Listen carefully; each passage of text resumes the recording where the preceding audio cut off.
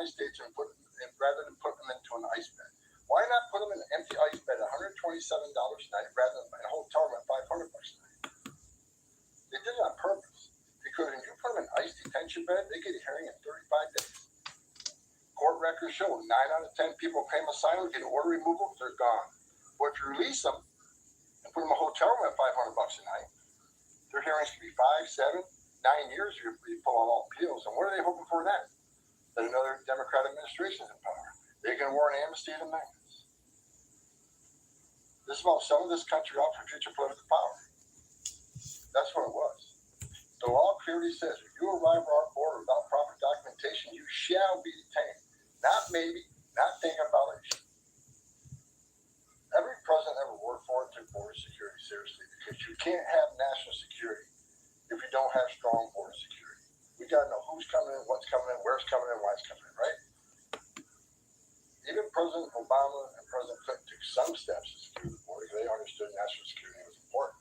Joe Biden was the first president in the history of this nation who came into office and unsecured the border on purpose. That's just a fact. We handed the Biden administration, after President Trump's first administration, we handed the Biden administration the most secure border in my lifetime, and he unsecured it on purpose. Now, President Trump and this administration here, their success is unprecedented.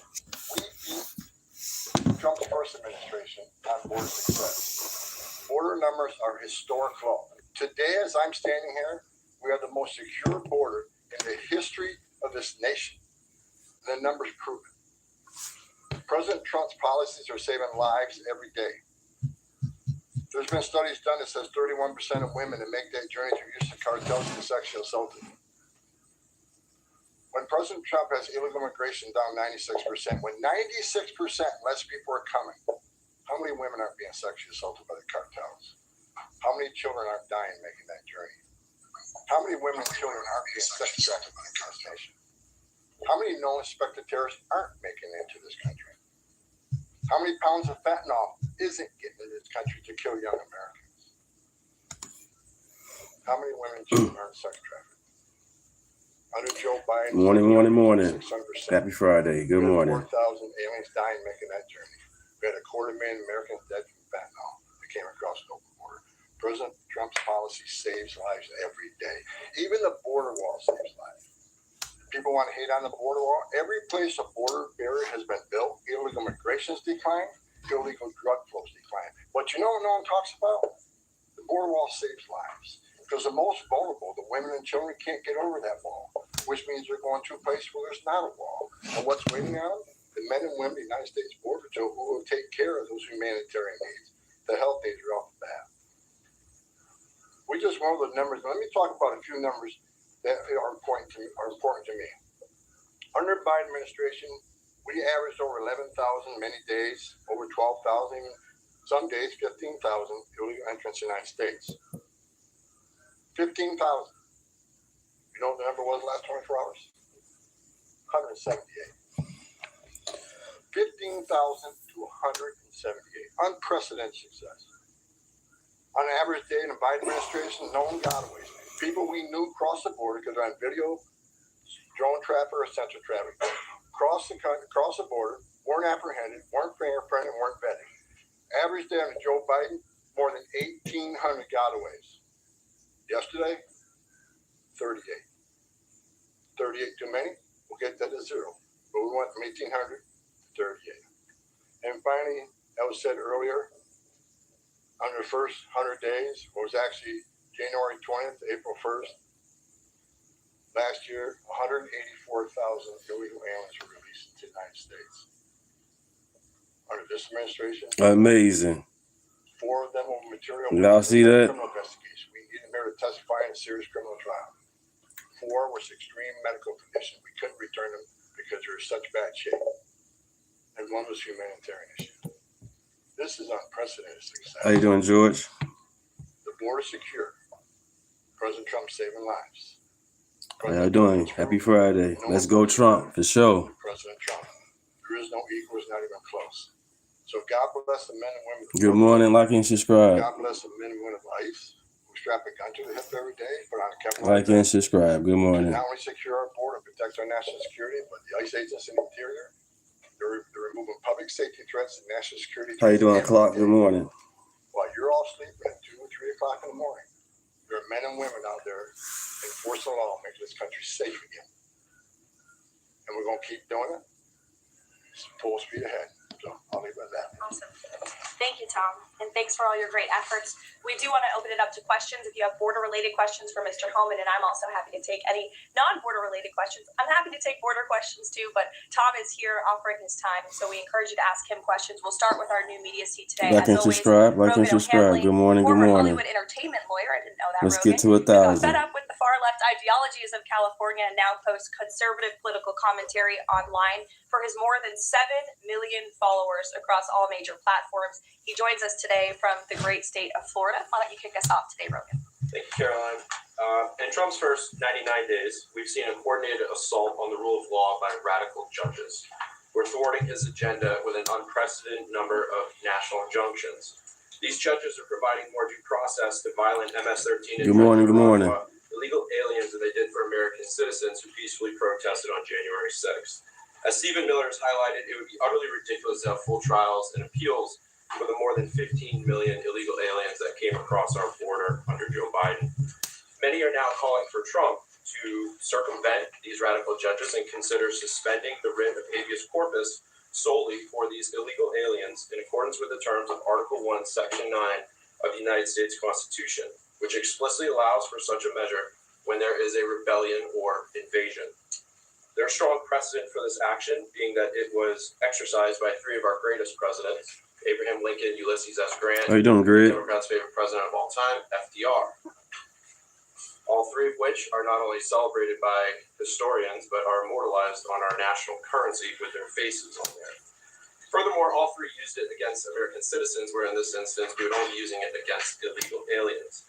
I think almost every reasonable American would agree that 15 million illegal aliens coming across our border counts as an invasion, especially since many, as you highlighted, are now robbing, assaulting, raping, and killing American citizens. How you doing, Big? Historic assaults on our republic require reciprocal action from our government. Can you please let us know if and when the Trump administration is planning to suspend the writ of habeas corpus to circumvent these radical judges who are infringing on his Article 2 powers and to start shipping out illegals en masse? I have not heard such discussions take place, but I can assure Good morning, you that this the BS. President Good and the morning. entire administration are certainly open to all legal and constitutional remedies to ensure we can continue with the promise of deporting illegal criminals from our nation's borders. And I also agree with the premise of your question, which doesn't happen in this room often, but I do agree with yours. It is absurd that the previous administration was allowed to allow 15 million that we know about illegal aliens into this country with very little pushback from our judicial branch. But this president is trying to simply enforce our nation's immigration laws and is facing roadblock after roadblock. So we're compliant with court orders, but as Tom Homan has said every day, we're going to continue to forge ahead with this mass deportation campaign, and the president is open to all remedies to do that. Thanks for being here today, Rogan. If I can also answer your question, as far as the judges, look, we just arrested a judge, Pambani, for impeding ICE enforcement removals. I said from day one, you don't have to support ICE's operations. You can support sanctuary cities if that's what you desire to do. Sanctuary cities can stand aside and watch ICE keep their community safe. Because any public official, whether you're mayor, city councilman, or governor, their number one responsibility is protection of the communities. And ICE has been clear, we're targeting public safety threats and national security threats. I can't believe there's any elected official, and especially a judge, that doesn't believe we should be doing that, and they should be helping us. But I said from day one, you can sit aside and watch, you can argue against us all you want and protest all you want, but when you cross that line, I've said this 1,000 times, when you cross that line to impediment or knowingly harboring, concealing an illegal alien from ICE, you will be prosecuted, judge or not. And as far as releasing so many people, you know why the Biden administration released millions of people in the United States? No one ever talks about it. I'll talk about it. Why did they release people into the interior United States and put them in? And this is not AI. On an ice bed? Why not put them in? Tom Holman been around for a while. $7 a night rather than He's been around for a while. They did it on purpose Because when you put them in ICE detention bed, they get a hearing in 35 days. Like and subscribe, everybody. Happy Friday. Like and subscribe. Get order removal, they're gone. But if you release them and put them in a hotel room at $500 a night, their hearings can be 5, 7, 9 years. You pull out all appeals. And what are they hoping for then? That another Democrat administration is in power. They can warrant amnesty to millions. This is about selling this country off for future political power. That's what it was. The law clearly says if you arrive at our border without proper documentation, you shall be detained. Not maybe, not think about it, shall. And that's what President Trump's doing. Catch and release is over. That's what the law says. That's what we've done. Barry. A question on Abrego Garcia, if I can. The president Like and subscribe, everybody. Like and subscribe. 26 people in the chat. Like and subscribe. Have there been any Name's Deontay. between the U.S. and El Salvador over his release or facilitated his release? I will tell you what the president of El Salvador told all of you in the Oval Office. El Salvador does not intend to smuggle a designated foreign terrorist back into the United States. He is an El Salvadorian national. That is his home country. That is where he belongs. And the administration intends to comply with what President Bukele said of El Salvador. He does not intend to send that individual back. So that's a no. There's been no talks.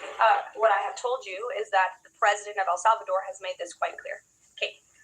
Caroline, can you tell us more about the meeting between President Trump and President Zelensky over the weekend? Did that meeting change anything? Did Trump leave that meeting thinking any differently about negotiations and next steps on this? Look, the president talked about this after the meeting himself yesterday when he took questions from reporters on Air Force One.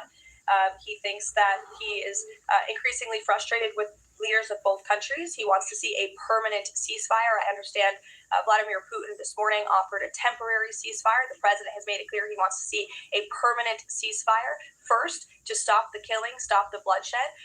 And while he remains optimistic he can strike a deal, he's also being realistic as well. And both leaders need to come to the table to negotiate their way out of this. And I do think that Like and subscribe, everybody. Good morning. Good morning. Hit that like button. he is exerting Subscribe. a lot of effort and time into this because he wants to be a peacemaker president, which he was in his first term. He intends to do that again. And this is an incredibly difficult situation and conflict that President Trump inherited from President Biden, who allowed this war to start in the first place. But he's focused on solving this problem. Does anyone have border questions? Good morning. Thanks for joining in. Appreciate you guys. Like and subscribe. Are at a record low. Why should it still be considered an emergency?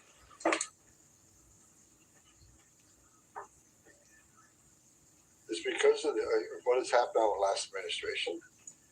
We got to ensure that not 1 ounce of fentanyl comes across the border to kill Americans. The president has declared the cartels of Mexico terrorist organization, along with MS-13 TDA.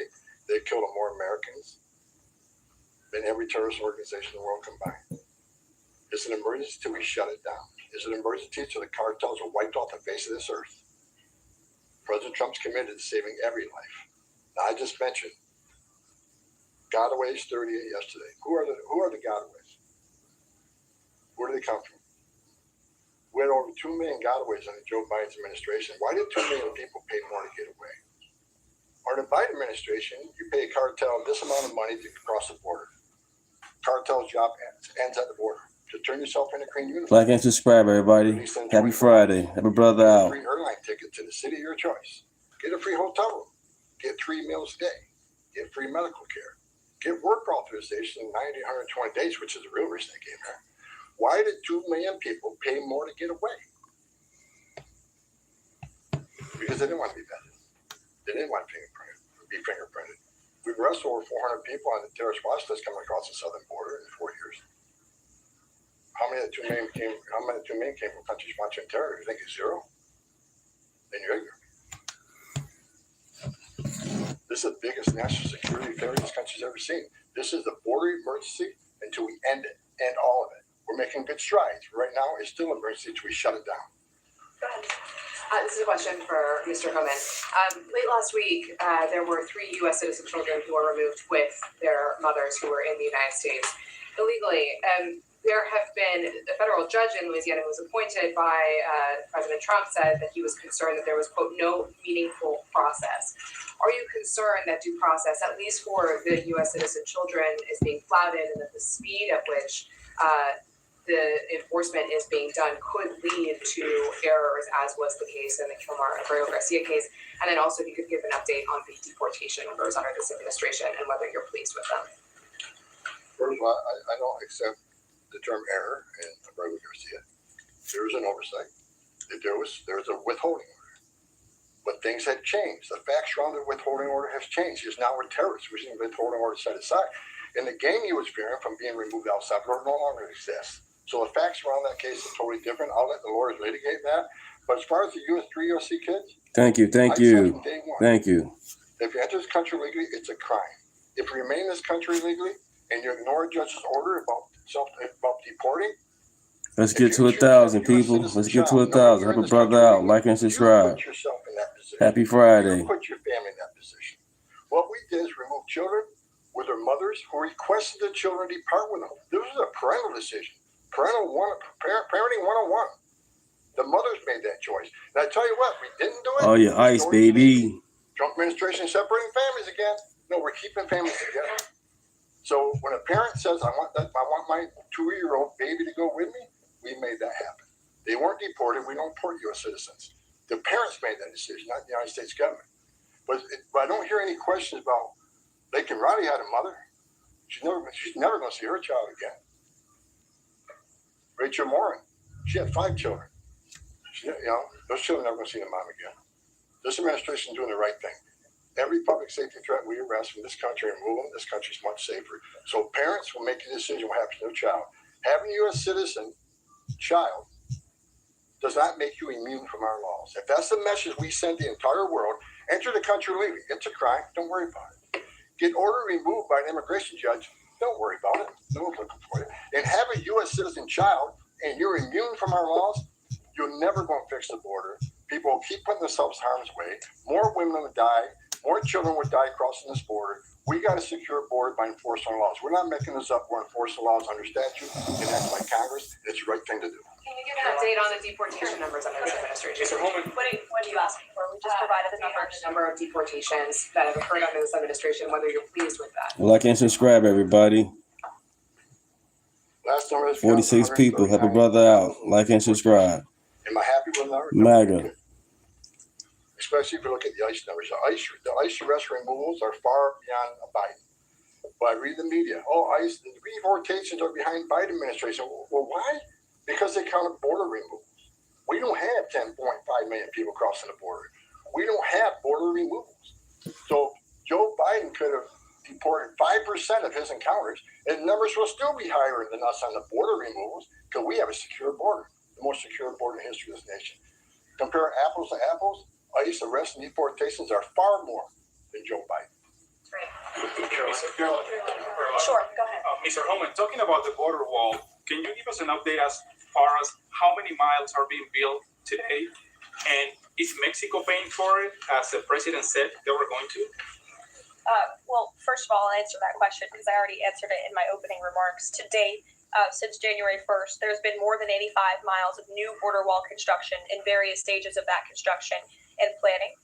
The president has made it clear to Congress that we want to see more funding for not just border wall construction, but also to support our ICE agents and our Border Patrol agents who are on the ground facilitating with this mass deportation effort. So he's clear that Mexico is not going to pay for it? Is that what you're saying? Let's address that. Trump said Mexico will pay for the wall. They have in a roundabout way, have they not? Put 10,000 military on the northern and southern border, taking the action they did remain in Mexico. They didn't have to do that. They're doing it. Put military on the southern border. Have moved illegal immigration to a record low. We're saving millions of dollars every day on detention, transportation, removal proceedings.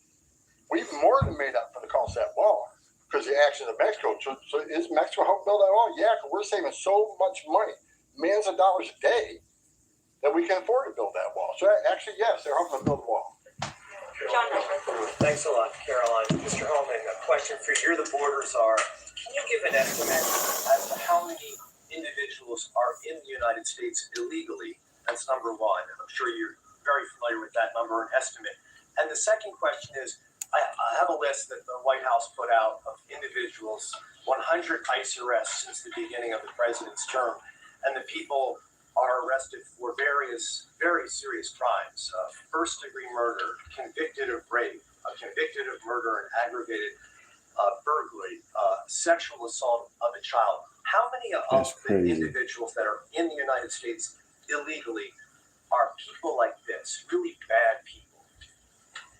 So first of all, how many illegal aliens I think in the United States? At least 20 million. Damn, Which comes 20 in, million? Speak about 12 million for 20 years. We know we got 10.5 that we know came to the border. How many don't we know? I talk about known gotaways at 2 million. How many unknown gotaways we have? Like between the Big Bend sector in Texas where there's no technology. How many 1,000 people did get across there? We wouldn't know. We would know now. But, you know, so I would get venture over 20 million. But your question is, last count, last I looked, there was about 700,000 illegal aliens with criminal charges walking the streets of this country. 700,000. And that's what we're looking for now. That's what we're prioritizing. Them and national security. We'll go to the back row. Thanks, Caroline. Yes. For Mr. Holman, I'm Taylor with Spectrum News. We have a station up in Rochester, New York. It was reported you're visiting there tomorrow. Can you talk a bit about the purpose of your trip? I know the Trump administration is suing the city over its sanctuary city policies, how the executive order Caroline alluded to ties into it, and what your message is for communities and community leaders who say, we're able to establish our own rules here. We're worried about this input from the federal level. Can you talk a bit about that? Well, same thing I talked about earlier. I don't think any elected mayor or any elected governor should want public safety threats, those illegally in the United States, public safety threats walking through the community. And what happened in Rochester, HSI agent called for emergency assistance. Officers of Rochester PD responded to a call from emergency assistance from a federal law enforcement officer, They responded, then they got disciplined. I don't think anybody can come up with one instance where an ICE agent, Border Patrol agent didn't respond to an emergency call from assistance from any law enforcement agency. Cops need to help cops, especially in an emergency situation. But they got disciplined. And I met those officers down in Nashville soon after, I think it was a couple of days after it, and I told them I stand with them. They did the right thing. Law enforcement responding to emergency assistance from law enforcement. So I'm going. Thanks for joining in. Good morning, everybody. Happy Friday. Who carry that badge, you got It's cold out there. Stay They're walking warm. the streets at 2 a.m. while we're all sleeping. I'm going to give my support. They just announced a lawsuit, and that's one of many. Sanctuary City is going to be sued in this administration for flouting immigration law. I mean, the law is clear, and they're violating it, and this administration is going to take actions. I'm going to show my support of men and women law enforcement. I started as a cop, and the community. I'm showing support for them, because the community wants your police officers to be officers too. The communities don't want public safety threats walking around their communities either, and that's what it's all about, and that's why I'm going. Mr. Herman, how close are you to housing migrants at U.S. DoD facilities like Fort Bliss in Texas? That's all we're doing. Make America go away. You funny. Thanks for joining in. Fort Bliss is being ramped up, so in the very near future. I don't have a timetable because things need to be done, construction needs to be done. We'll make sure facilities are ready to accept. We'll make sure facilities are able to care for the people. They're going to be detained, so I don't know the timeline right now. It changes every day because of various issues, but we're working on it. Are you intending to hold families there, including families with American citizen children? Family residential centers are for families. They're not jails, they're open-air campers built for families, which means they have child psychologists, they have pediatricians. And why family residential centers? Because we want to make sure that child is with a parent. Unlike the last administration who stopped DNA testing, who many investigations of children being smuggled in the country with That's crazy. Claiming to be a parent. So we want to make sure children are with parents. We're going to make sure that it's actually a family and that child ain't being trafficked. That's the main reason. Regarding the executive order on sanctuary cities, is the administration planning to pursue any more investigations or prosecutions like was done against the judge in Wisconsin, against local officials? Well, we'd have to defer you to the Department of Justice, obviously, for specific prosecutions or cases against individuals. But as I said in my remarks, the executive order the president will sign later this afternoon does direct the Attorney General and also Kristi Noem, our great Secretary of Homeland Security, to provide a list of sanctuary cities in which local officials are not complying with this federal order and are not complying with federal immigration laws.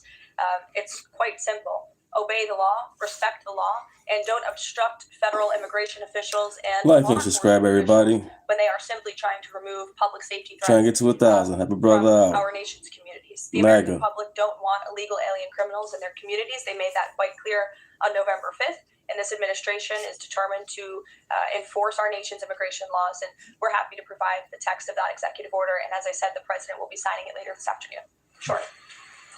Excuse me, I want to talk about farm workers. The president said earlier this month that there could be leniency for some undocumented farm workers. I'm wondering, where do things stand with that? And I'm also wondering, does that at all undermine his message on immigration, that it's okay for some undocumented people to be in the U.S., but maybe not others? So the president was referring to our H-1B and H-1A visa programs, and there have been no final decisions on that at all. But the president, I think, what he was intended to speak about, what he was speaking about, is ensuring that we have a clean, legal immigration system that is being respected and obeyed. And the mass amount of illegal immigration that we've seen over the past 4 years in our country completely undermines our legal immigration system, those seeking citizenship, but also those coming here on a visa to legally and lawfully work. And the president wants to make sure that those programs are respected.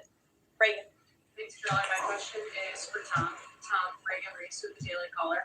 Over the weekend, ICE arrested 2 illegal immigrants for allegedly stealing Secretary Noem's purse over the weekend.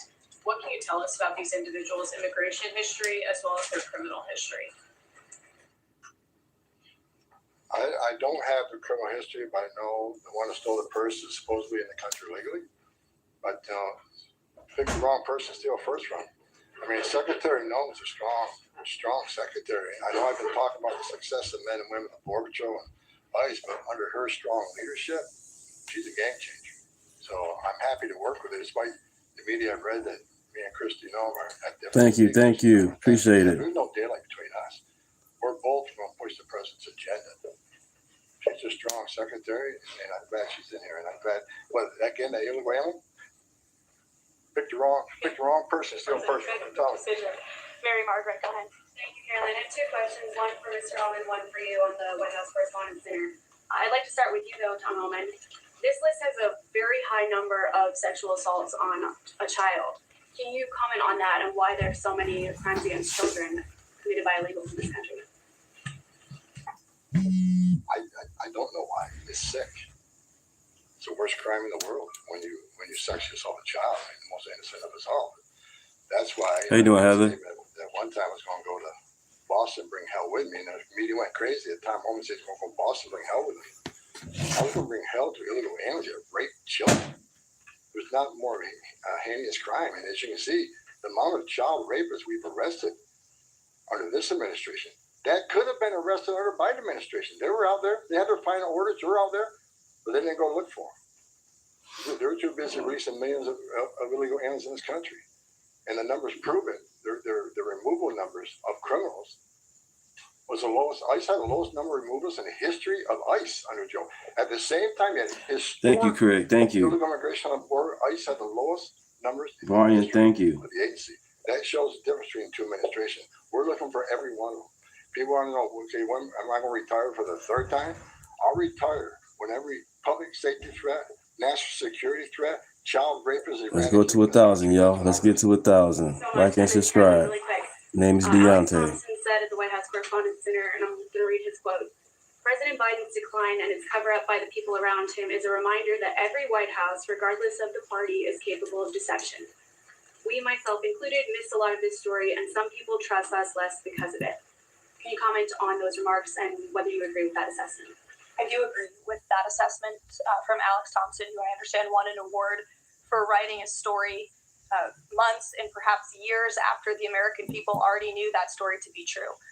Millions of Americans watched our mentally incompetent president struggle with his day-to-day duties of this office We watched our country be ran into the ground as a result, and nobody in the media wanted to write about that and talk about it. Let's get there. Let's get it there. Many reporters, I will say, right-leaning reporters who did talk about that, who didn't get awards, didn't get coverage. In fact, they were lambasted for their coverage. And I remember being on President Trump's campaign, talking about Joe Biden's clear mental incompetence and being accused by people in this room of manufacturing deep fake videos, trying to persuade the public into not believing what they saw with their own eyes for many years. And I think it's about time the legacy media finally admits that was one of the greatest cover-ups and scandals that ever took place in American history. And certainly it did contribute to the decline in the trust that Americans have for the legacy media.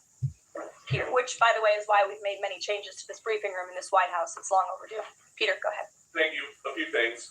You guys arrested a Milwaukee County Circuit judge for allegedly helping illegal immigrants get away. As you guys look at other judges, would you ever arrest somebody higher up on the judicial food chain, like a federal judge or even a Supreme Court justice? That's a hypothetical question. Again, I defer you to the Department of Justice for individuals that they are looking at or individual cases. But let's be clear about what this judge did. She obstructed federal law enforcement who were looking for an illegal alien in her courthouse. She showed that illegal alien the door to evade law enforcement officials. That is a clear-cut case of obstruction. You don't have to be a lawyer to understand that. And so anyone who is breaking the law or obstructing federal law enforcement officials from doing their jobs is putting themselves at risk of being prosecuted. Absolutely. You guys have at least 18 written trade proposals. We still don't know who they are from or what they contain. What is the holdup with that? There's no holdup. We're working around the clock. The trade team is working all day. I was on the phone late last night with Secretary Lutnick. I was on the phone this weekend as well with Secretary Bessent. I mean, the entire team is working 24/7 to get these trade deals done. And I think you'll be hearing more about them this week. I don't want to get ahead of the trade team or the president in announcing potential deals, but certainly I can assure the American public that this administration is full speed ahead in cutting good and fair trade deals on behalf of the American worker. And one more. After the president's Truth Social post, the Browns finally took Shadur Sanders. Does the president think he deserves credit for Sanders getting picked? And does he think going to the Browns is better than being undrafted? Hey, I'm gonna. Thank you. All I will say is the president put out a statement, and a few rounds later he was drafted. So I think the facts speak for themselves on that one, Peter. We'll go to the back row in the middle, to the blonde. Yes, hello. President Trump has said that Secretary Hegseth will get it together. Thank you. Hegseth doesn't have it together right now? Look, the president has made his position on Secretary Hegseth quite clear. He absolutely has confidence in the secretary's ability to lead the Pentagon. It's why he nominated him for this position. It's why the Senate voted to confirm him in this position. And look at the success that DOD has had thus far. Their successful operation against the Houthi terrorists in the Middle East. You look at the recruitment and retention levels for all branches of our armed forces are on the incline, which is exactly what this president intended to do. Secretary Hegseth has completely wiped out DEI from the Pentagon as well. And so he's going to remain focused on standing up for our war fighters, on implementing President Trump's peace through strength foreign policy agenda abroad, and the president supports him in his role. Sure. Many are wondering how these 10 or 20 million people are working. Is there some efforts to clamp down on employment because they're working somewhere to keep staying here? The number of worksite enforcement actions have tripled this year, and it's going to triple again. Because in sanctuary jurisdictions, especially, if we can't arrest the bad guy in the safety and security of a county jail, they're going to release him into the community. That means we go into the community. If we can't arrest them in the community, we'll arrest them at their work site. We got to do what we got to do to arrest public safety threats. There's no sanctuary for public safety threats in this country. So worksite enforcement is going to increase even more than it already has. And another reason for worksite, the last administration stopped worksites. Where's the number one place we find victims of trafficking, victims of forced labor trafficking in work sites? So not only are we going to force law on work sites, we're going to save victims of trafficking.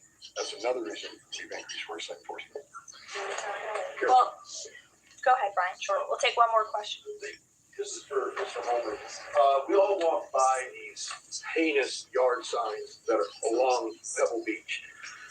What is some of the feedback that your ICE agents are getting in the field from the community as they remove these individuals from their families, their neighborhood, their schools, or all the places in their community?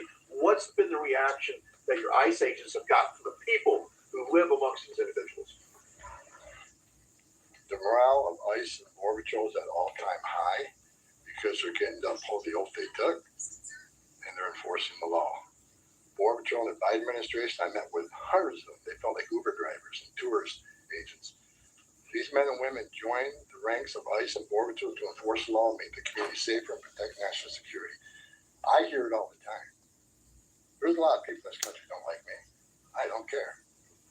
But when I walk to an airport, I have many people walking up to me and thank me for my Amazing. And I'm not taking credit for anything. The success of the border and immigration enforcement is President Trump and the men and women wearing that uniform. God bless each and every one. Like and subscribe, everybody. I take a pleasure in seeing it. Thanks for joining in. 40 Thanks for years, joining the chat. Thank people you. always want to say, why are you so emotional when you testify? Why are you so emotional on network? Because if they wore my shoes for 40 years, they'd understand why I'm emotional. I've talked to little girls as young as 9 years old that were raped multiple times by the cartel members.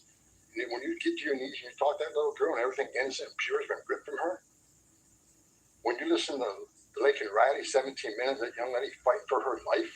Right, Laken Riley. What the heck, okay, man? A young woman died. Think of how she died. The terror that she went through. And these children are sexually assaulted. I stood in the back of a tractor trailer and 19 dead people at my feet that baked to death. Illegal immigration is not a victimless crime.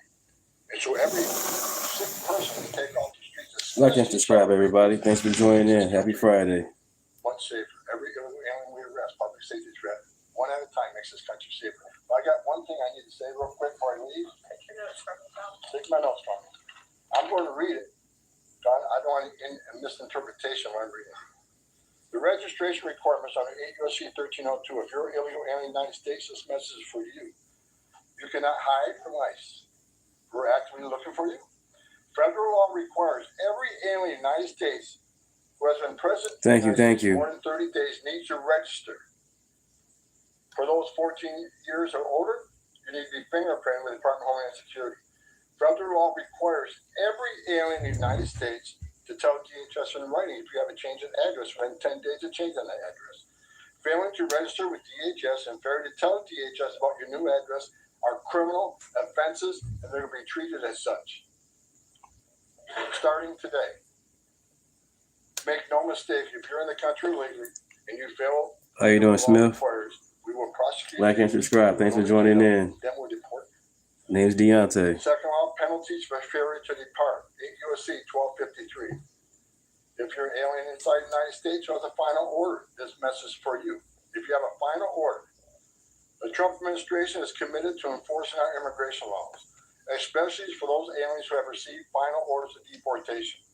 There are currently around 1.4 million illegal aliens who have been ordered removed, but remain here in violation of the law. Let's get to 1,000, everybody. Like and subscribe. Have a brother out. Consistent with long-standing law.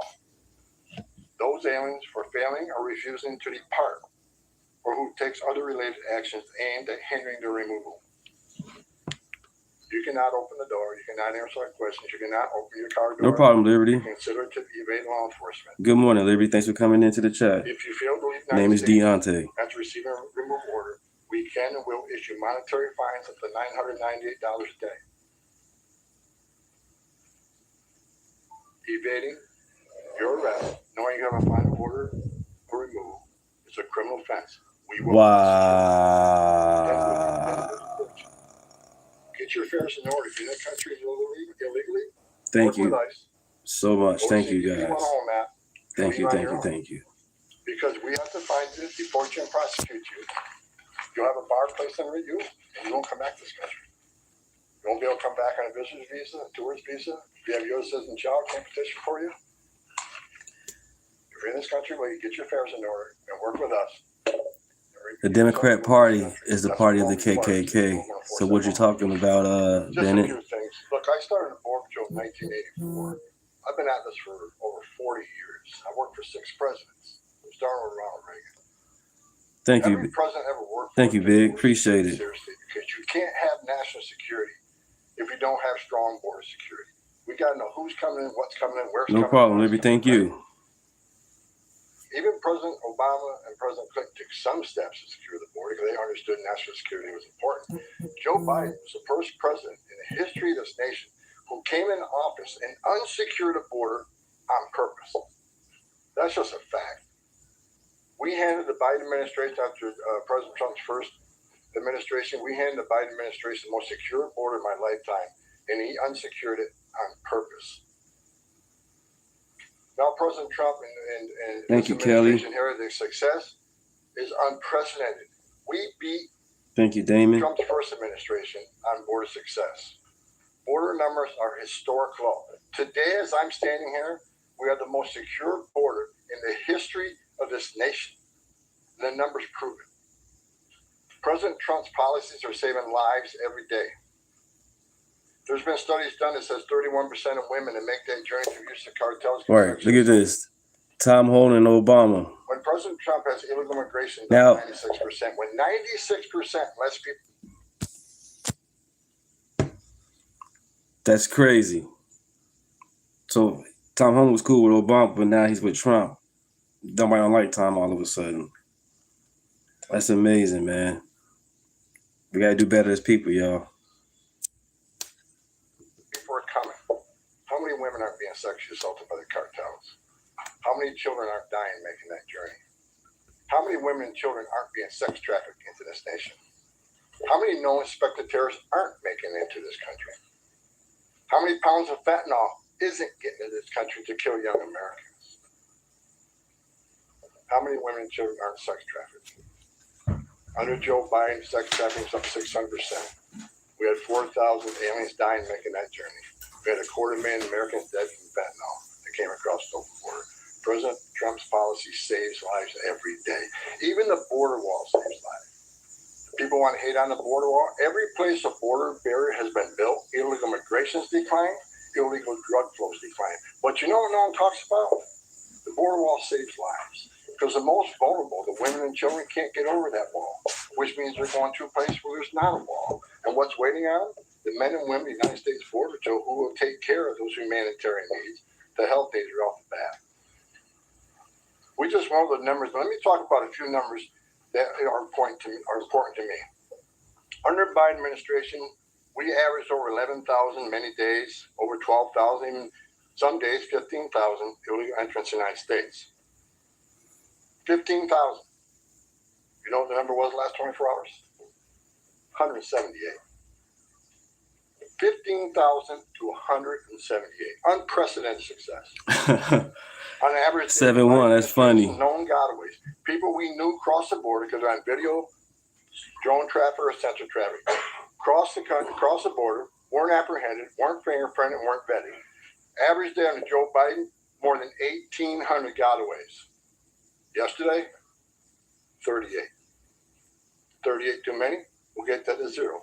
But we went from 1,800 to 38. And finally, as was said earlier, under the first 100 days, or it was actually January 20th to April 1st, last year, 184,000 illegal aliens were released into the United States. Under this administration, 9.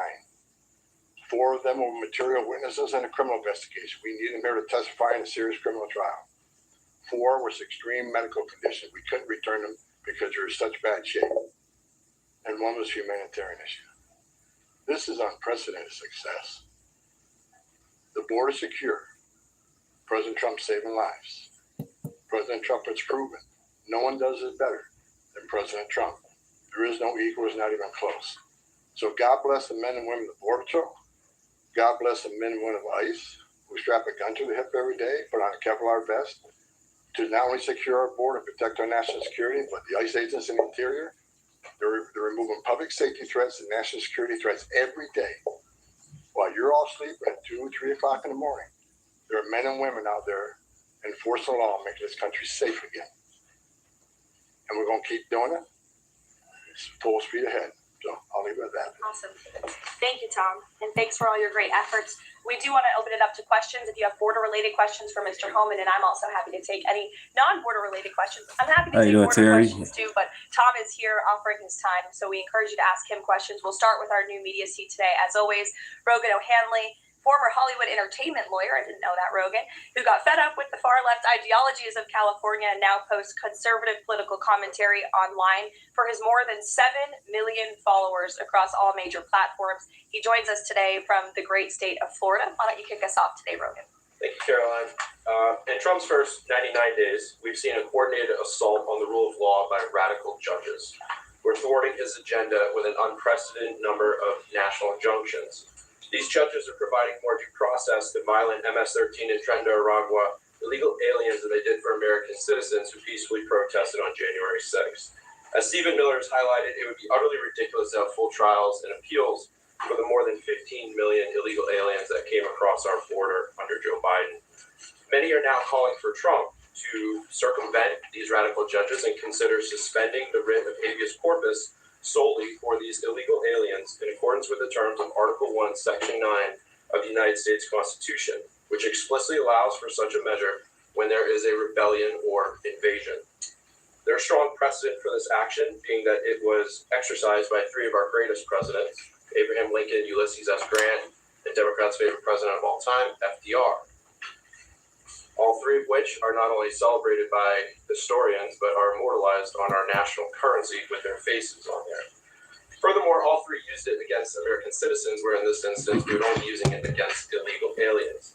I think almost every reasonable American would agree that 15 Thank you guys for subscribing. Thank you guys for liking. Appreciate it. Biden counts as an invasion. Deontay, I live in Rockford.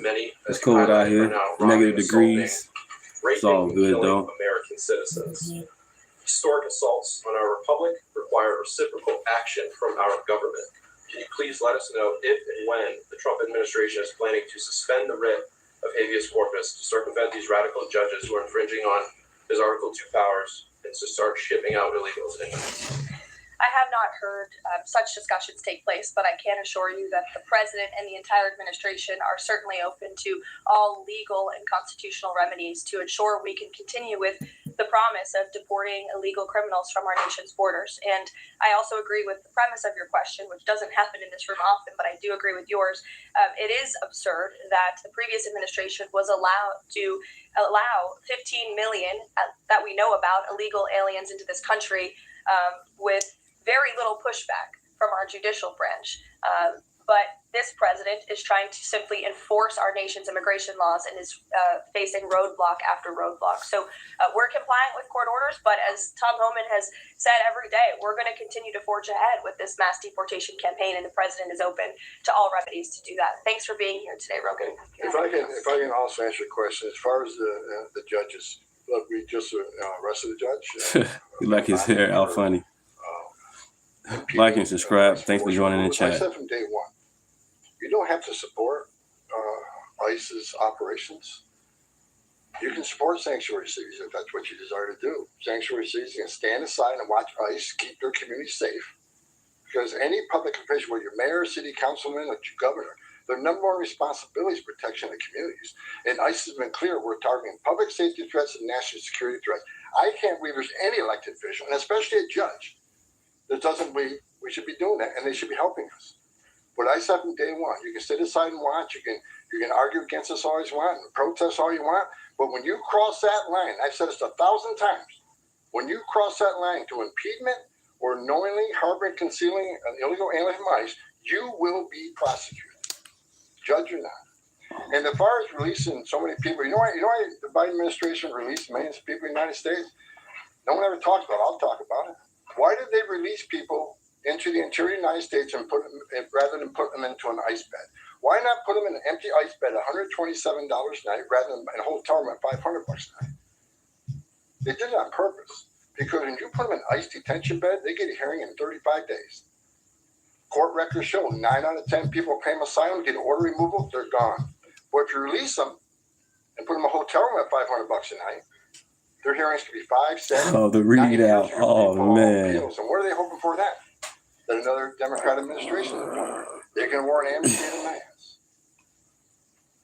This Wigless some of this Joy country off to Reid. get your political power. She's not wearing no wigs no more. That's what it was. The law clearly says if you arrive at our border without proper documentation, you shall be detained. Not maybe, not think about it, shall. And that's what President Trump's doing. Catch and release is over. That's what the law says, and that's what we've done. Very.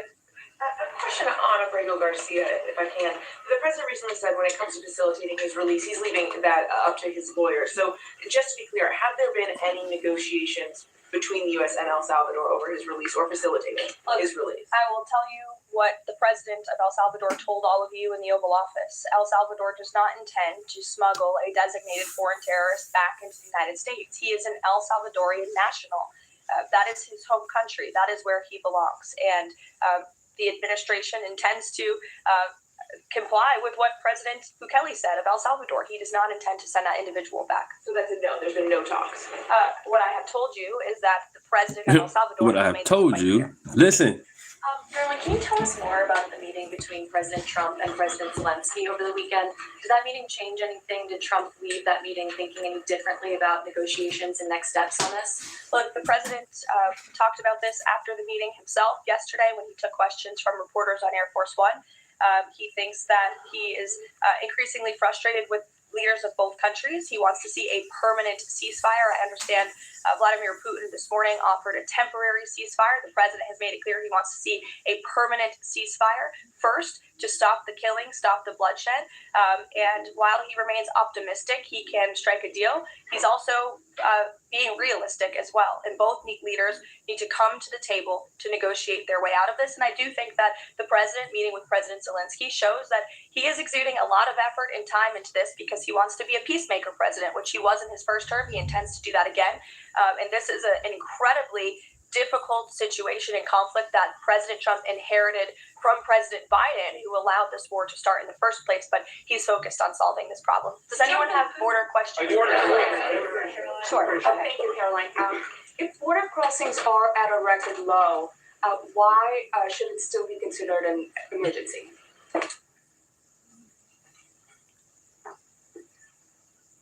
It's because of what has happened in the last administration. We got to ensure that not 1 ounce of fentanyl comes across the border to kill Americans. The president has declared the cartels in Mexico a terrorist organization along with MS-13 TDA. They've killed more Americans than every terrorist organization in the world combined. It's an emergency till we shut it down. It's an emergency till the cartels are wiped off the face of this earth. President Trump's committed to saving every life. Now, I just mentioned gotaways 38 yesterday. Who are the gotaways? Where do they come from? We had over 2 million gotaways under Joe Biden's administration. Why did 2 million people pay more to get away? Under the Biden administration, you pay a cartel this amount of money to cross the border. Cartel's job ends at the border. Just turn yourself in a green uniform. Get released in 24 hours. Get a free airline ticket to the city of your choice. Get a free hotel room. Get 3 meals a day. Get free medical care. Get work authorization in 90, 120 days, which is the real reason they came here. Why did 2 million people pay more to get away? Because they didn't want to be vetted. They didn't want to be fingerprinted. Blessings, like and subscribe. Thank you guys for joining in. I was a Democrat supporter, but I learned my lesson, did my research. America first, baby. Pure blood, no vaccine. This is the biggest national security failure this country's ever seen. This is the border emergency until we end it, end all of it. We're making good strides. ICE is nice. Emergency until we shut it down. Go ahead. This is a question for Mr. Homan. Late last week, there were 3 U.S. citizen children who were removed with their mothers who were in the United States illegally. There have been a federal judge in Louisiana who was appointed by President Trump said that he was concerned Thank you guys. Appreciate it. Are you concerned that due process, at least for the U.S. citizen children, is being flouted and that the speed at which the enforcement is being done could lead to errors, as was the case in the Abrego Garcia case? And then also, if you could give an update on the deportation numbers under this administration and whether you're pleased with them. First of all, I don't accept the term error in Abrego Garcia. There was an oversight. There was a withholding order. But things have changed. The facts around the withholding order has changed. It's now a terrorist. We're seeing the withholding order set aside. And the gang he was fearing from being removed out of Salvador no longer exists. So the fact. So Scott, you was cool with Tom Holland when he was with Obama. But as far as the So now he with Trump. You don't like him? I'd said from day Same man. If you enter this country legally, it's a crime. If you remain in this country legally and you ignore a judge, I don't get how y'all dissing Tom. He was the same man with Obama. If you choose to have U.S. How y'all do that? Knowing you're in this country legally, Oh, forgot. CNN told you to. You put your family in that position. What we did is remove children with their mothers who requested the children depart with them. This was a parental decision. Parenting 101.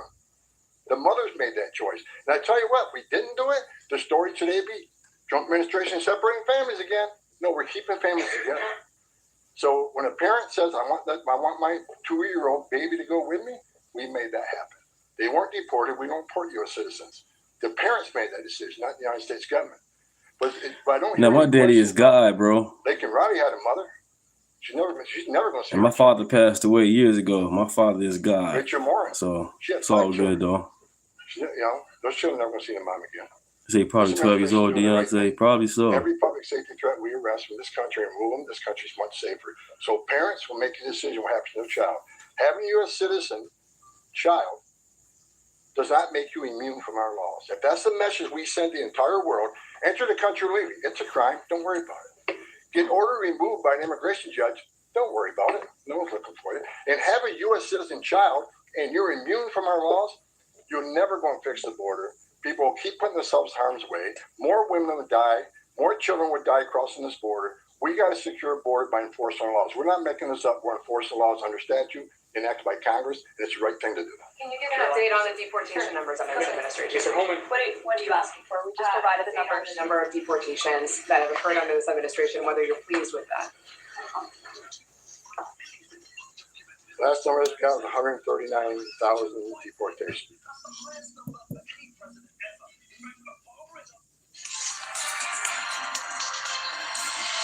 The truth is that the Obama administration has deported 2.5 million undocumented immigrants from the United States over 2 terms. 2.5 million. That's the highest number for any president ever. In fact, Obama is on course to have deported more people in his 8 years in office than all of the presidents of the 20th century combined. I guess that explains why his immigration enforcement budget in 2015 was a whopping $18 billion. That's $3 billion more than the budgets of all the other major domestic law enforcement agencies combined.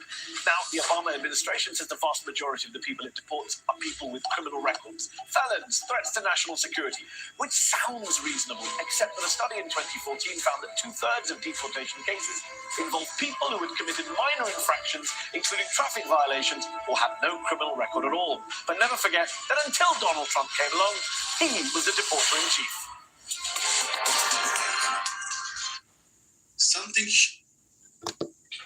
Am I happy with the numbers? Are good. Especially if you look at the ICE numbers. The ICE arrest removals are far beyond Biden. But I read the media. ICE, the deportations are behind Biden administration. Well, why? Because they counted border removals. We don't have 10.5 million people crossing the border. We don't have border removals. So Joe Biden could have deported 5% of his encounters, and the numbers will still be higher than us on the border removals because we have a secure border, the most secure border in the history of this nation. Compare apples to apples, ICE arrests and deportations are far more than Joe Biden. Sure, go ahead. Mr. Holman, talking about the border wall, can you give us an update as far as how many miles are being built today? And is Mexico paying for it, as the president said they were going to? Well, first of all, I'll answer that question because I already answered it in my opening remarks. To date, since January 1st, there's been more than 85 miles of new border wall construction in various stages of that construction and planning. The president has made it clear to Congress that we want to see more funding for not just border wall construction, but also to support our ICE agents and our Border Patrol agents who are on the ground facilitating with this mass deportation effort. So he's clear that Mexico is not going to pay for it? Is that what you're saying? Let's address that. Trump said Mexico will pay for the wall. They have in a roundabout way, have they not? Putting 10,000 military on the northern and southern border, taking the action they did remain in Mexico. They didn't have to do that. They're doing it. Putting military on the southern border. Have moved illegal immigration to a record low. We're saving millions of dollars every day on detention, transportation, removal proceedings. We've more than made up for the cost of that wall. because the actions of Mexico. So is Mexico helping build that wall? Yeah, because we're saving so much money, millions of dollars a day, that we can afford to build that wall. So actually, yes, they're helping to build a wall. Thanks a lot, Caroline. Mr. Hellman, a question USA, for you. The baby. borders are, can you give an estimate as to how many individuals are in the United States illegally? That's number one, and I'm sure you're very familiar with that number and estimate. And the second question is, I have a list that the White House put out of individuals, 100 ICE arrests since the beginning. All right, man. Thank you, 7-1. And the people Appreciate you. are arrested for various very serious crimes: first-degree murder, convicted of rape. Yeah, I live in Chicago, man. Now me and my wife out here, and we live in Rockford now. How many of the individuals It's cold up here in the too, United States illegally, but it's much conservative where I'm at compared to Chicago, especially the West Side. Well, first of all, how many illegal aliens I think in the United States? At least 20 million. Here's where'd you call that number? We've been speaking about 12 million for 20 years. We know we got 10.5 that we know came to the border. How many don't we know? I talked about known gotaways at 2 million. How many unknown gotaways we have? Like between the Big Bend sector in Texas, where there's no technology, how many 1,000 people did get across through there? We wouldn't know. We would know now. But so I would venture over 20 million. But your question is, last count we got. Last I looked, there was about 700,000 illegal aliens with criminal charges walking the streets of this country. 700,000. My channel, yeah, it's a MAGA channel, but at the same time, come on in, let's chat, let's talk. Let's learn from each other. I'm not gonna block you or anything. Let's do it. Let's have some fun. Happy Friday. And that's what we're looking for now. That's what we're prioritizing. Them and national security threats. I know, Prue, he just wanted to say something. For Mr. Holman, I'm Taylor with Spectrum News. We have a station up in Rochester, New York. Profo, he just wanted to say something. It's all Can you good. talk a bit about the purpose of your trip? I know the Trump administration is suing the city over its sanctuary city policies, how the executive order Caroline alluded to ties into it, and what your message is for communities and community leaders who say, we're able to establish our own rules here. We're worried about this input from the federal level. Thank you, guys. Appreciate you guys. Let's get to 1,000. Sitting there and talked about earlier, I don't think any elected mayor or any elected governor should want public safety threats, those illegally in the United States, public safety threats walking through the community. And what happened in Rochester, HSI agent called for emergency assistance. Officers of Rochester PD responded to a call from emergency assistance from a federal law enforcement from a federal law enforcement. Okay, user. They responded. When you want to come on in, we here. I'm here. I don't think anybody can come up with one instance where an ICE agent or patrol agent didn't respond to an emergency call from assistance from any law enforcement agency.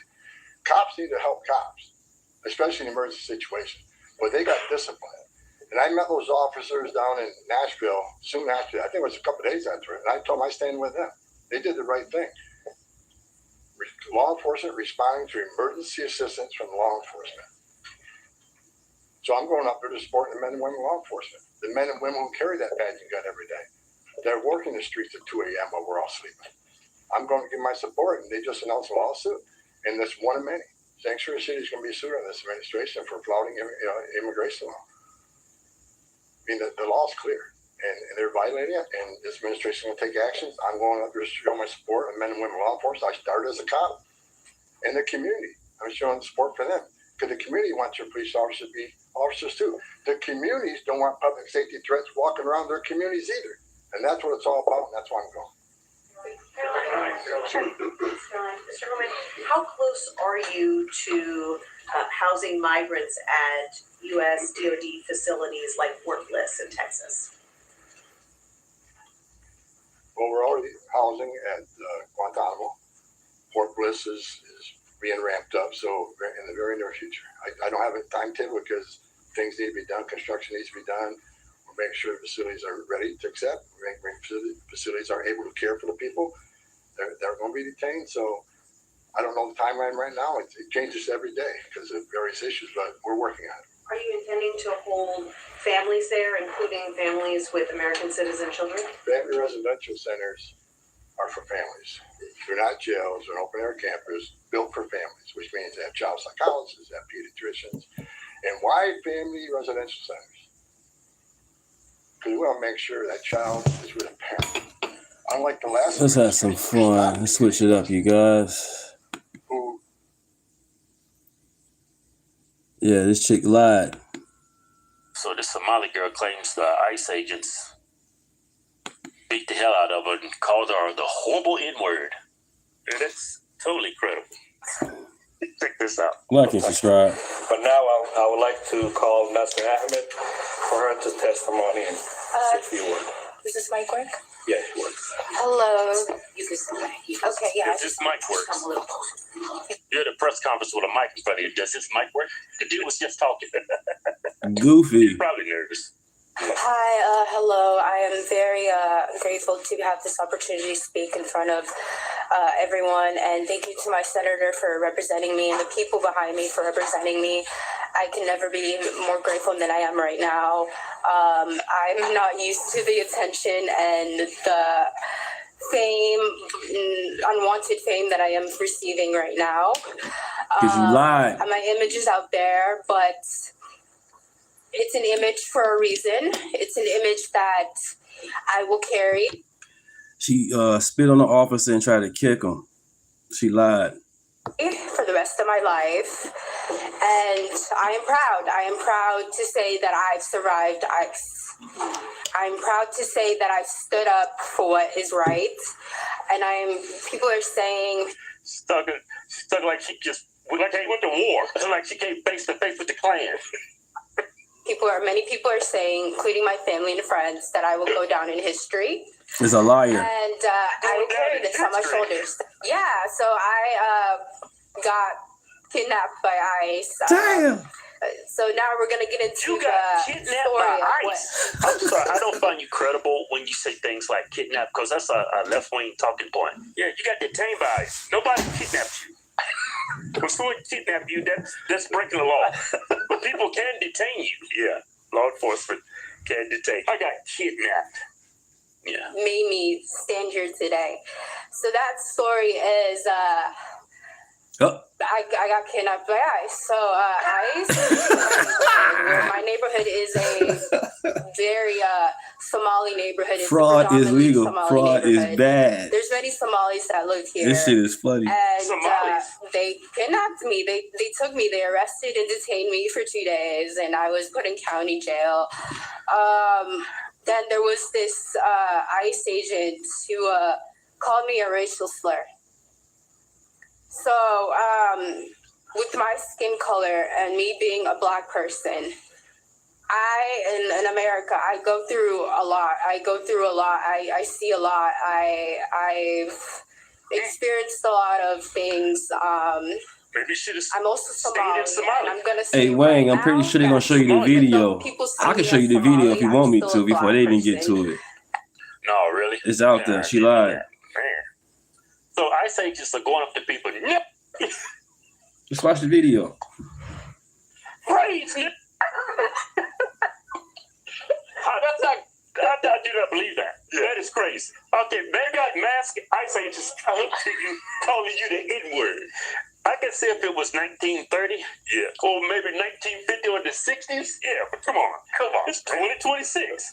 ICE agents are calling Black people the N-word before they detain them. And I can't separate the two. My skin is still dark. I'm still a Black person.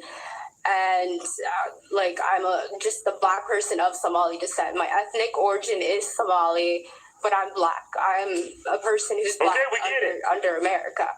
So I still experience racism. I still experience many things that Black Americans face. And the two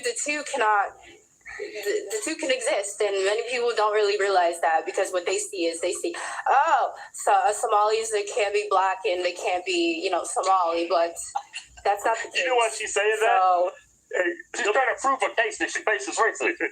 Yeah, a lot of Somalis don't consider themselves Black people. Yeah, they don't. They call themselves Somalis. Yeah, which is not a race. Yeah, that's why she's going through all that. Yeah. stupidness. She's trying to prove her case that she faces racism. You should. I mean, you look black. You Somalis look black. You are black. Yeah. Y'all black. Yeah, so I was called a racial slur by this ICE agent, and this ICE agent was igniting racial violence towards me. He was inciting racial violence. Racial violence. He was targeting these two Somali men. They were following these two Somali men who ran out the car. And when they ran out the car, what happened was I was walking towards that area that these two men were. They were holding the door for me, and I believe these men were Somali. I'm not sure if they were some other group, but like they were like a different East African descent. But they were what I've seen is that they were Somali, and so when they came, they were following these two men, and I was waiting for these two men to hold the door for me. And I told them, "Hey, can you hold the door for me?" And I walked right in the middle. And when I was in the middle, ICE came. They came out of their cars. They asked me to see my ID, and while they were asking me to see the ID, they just decided it was nice to be racist and say really nasty things. Give me the ID. Yeah, we got some nip here. Come on, man. It couldn't have happened that way. Yeah. It couldn't have. I can see it happening if you're like fighting ICE agents. Yeah. And then you punch one of the ICE agents. You're like, oh, it's like that. I can see that. And even in that circumstance, yeah. Is it justified or not? Yeah, but it's going to happen. People, we're all human. It's still unbelievable, though. Yeah, I don't find no way. No ICE agent, no federal police officer, no local municipality, no judge is going to call you the N-word nowadays. It's just crazy. Yeah. They'll do it behind closed doors, though. Yeah. Like I say it all the time. I don't say that in public. Things to me. And that man, he called me the N-word, and I'm going to say it's the book the word that's in the To Kill a Mockingbird. If you've ever read that book, it's the word that's in that book. Never read that book. He called me that, and then he arrested me. They arrested me. It was multiple people. They used a lot of force to arrest me. I actually got a scab that was healing while I was in jail. What? But I got a scab while it was. What she said wasn't healing well.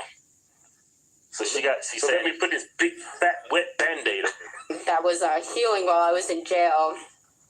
But they pushed me hard. They used a lot of violence. My body's. I wonder what it looks like when you take that Band-Aid off. What do you think, sir? Probably some pimples. That's about it. Because if this actually happened, I'm taking that Band-Aid off. Yeah, I'm gonna show my battle scars. Yeah, I'll be willing to show that. But you gotta be covered up. If you, in my opinion, if I'm trying to sell something that didn't happen, I'm gonna put some Band-Aids on. Yeah. You remember when Trump almost got assassinated? He was walking around with a bandage. Yeah, but he was actually claiming that it was fake and all that. Even though everybody saw what happened while he was on stage, his ear was bleeding. The bullet struck his ear. Yeah. I don't know if ICE agents were wearing their body cams or even if ICE agents wear body cams, but I hope they do because her story doesn't sound credible. And I would, come on. So that's a she spits. She spits on the ICE agent.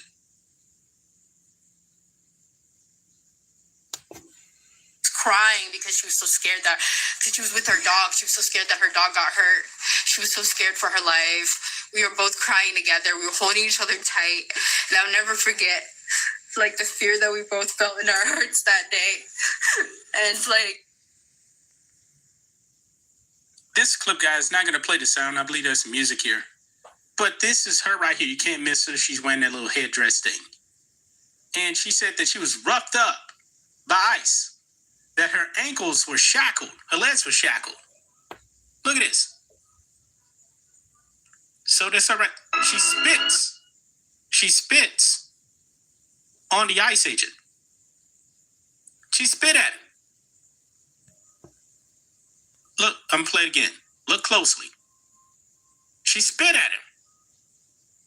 Right there. And look, the ICE agent, nobody's roughing it up, guys. No one. She was in jail. No one is. And her legs are not shackled as far as I can see. She's And walking. they walk her to the vehicle. Where's the shackles at? Yeah.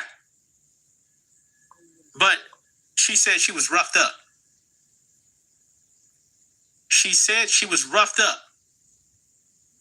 And by the way, that injury on her head, they never even touched her head.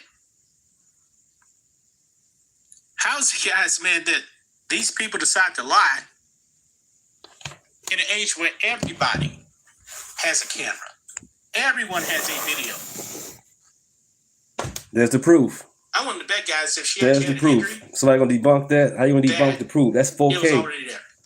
It ain't 4K, but it's something. I mean, this is a crock of shit. That's funny. Because of that concussion. This really That's is. funny. This woman is I know 10 seconds not a proof, but she said she was shackled. She said she was harassed. She said she was roughed up. From that video, it didn't happen that way. And she spit on the ICE officer. They were just using a lot of force to arrest me, and I was screaming, I was crying, I was so scared. I've never. They can use force when you resist. Yeah. They just don't come up to you and slam you on the ground and call you the N-word for no reason. Yeah, it did. Which I seriously doubt they called it. Especially on a woman, they're not going to do that. Been arrested in my life. I don't have a criminal record. And if you show your ID, it doesn't even go that far. If you're actually an American citizen and you give them your ID, they can look it up quickly. Yeah. Yeah. You didn't have to come to that. Yeah, it doesn't have to come to that. Thank you, guys. Thank you.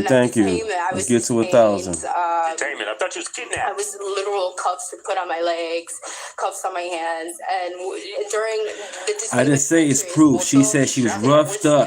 Forced snelling She was shackled from her ankles. None of that was seen, even though it was in 10 seconds. And they were actually. And she entered the vehicle. Called her the N-word. They beat the hell out of her. Then they took her to a concentration camp. Wanted to take a bunch of Native Americans. She's hitting all the key buzzwords. Yeah, all the time. Seems fake, right? Yeah. It was this Native American place where they detained, the concentration camp was. But the concentration camp was a place where they kept many Native Americans, and they marched those Native Americans and they killed them. They murdered them. What is this, a history lesson? Bishop Henry Whipple, I believe. Hopefully I'm getting my facts correct, but that man was a bishop who actually spoke for Native Americans, and I was actually detained with a Native American woman. And still doing it, huh? God bless her heart. She went through a lot too. She was also How you doing, 25? She was also a U.S. citizen. And like me, and she had gashes on her face. They shattered her windows. She had blood on. They only shatter your windows when you won't get out the car. A laughing stock of the world, you know it. Yeah. You only get scuffed up or, manhandled if you resist arrest. Yeah. Citizen. Or and like me, and she had gashes on her face. They shattered her windows. She had blood on her jeans, her corduroy jeans, and she was crying because she was so scared because she was with her dog. She was so scared that her dog got hurt. She was so scared for her life. We were both crying together. We were holding each other tight. And I'll never forget, the fear that we both felt in our hearts that day. Damn! And it's where the tears at? Where the tears at? Mm-hmm. Just a strong black woman. Strong black women don't shed tears. Everybody started tagging me in this. Thank you. That was fake. I don't believe any of that. Yeah, where the tears at? I mean, if you're really breaking down, you would have tears. Yeah. I know it's kind of, what's the word I'm looking for? Kind of mean to scrutinize people when allegedly they've been involved in a hate crime, been kidnapped, been called the N-word from ICE. I know it sounds horrible, right? But I don't believe these people on the left, they lie all the time. Yeah. Nothing they said, it's just not credible. Yeah. It's like she hit all the buzzwords, concentration camps, N-word, right? Beat the hell out of her.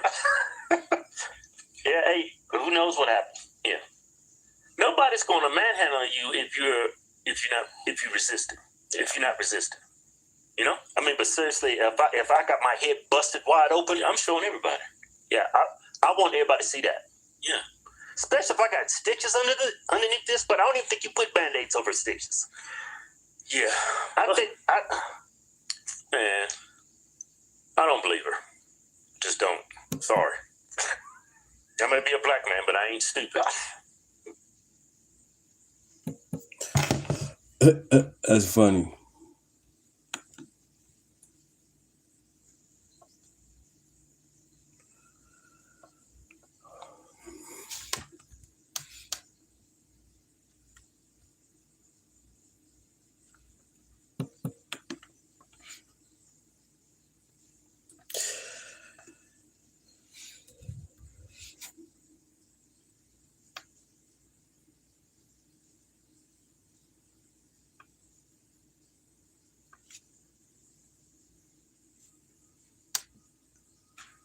They get hired from the local community. Okay, these are lawyers, probably. Check this out. What y'all hear about this? Gestapo is terrorizing them. They're afraid to leave their homes. But we went in there and we preached the words of Jesus at them. Jesus said to love thy neighbor. Jesus said to welcome.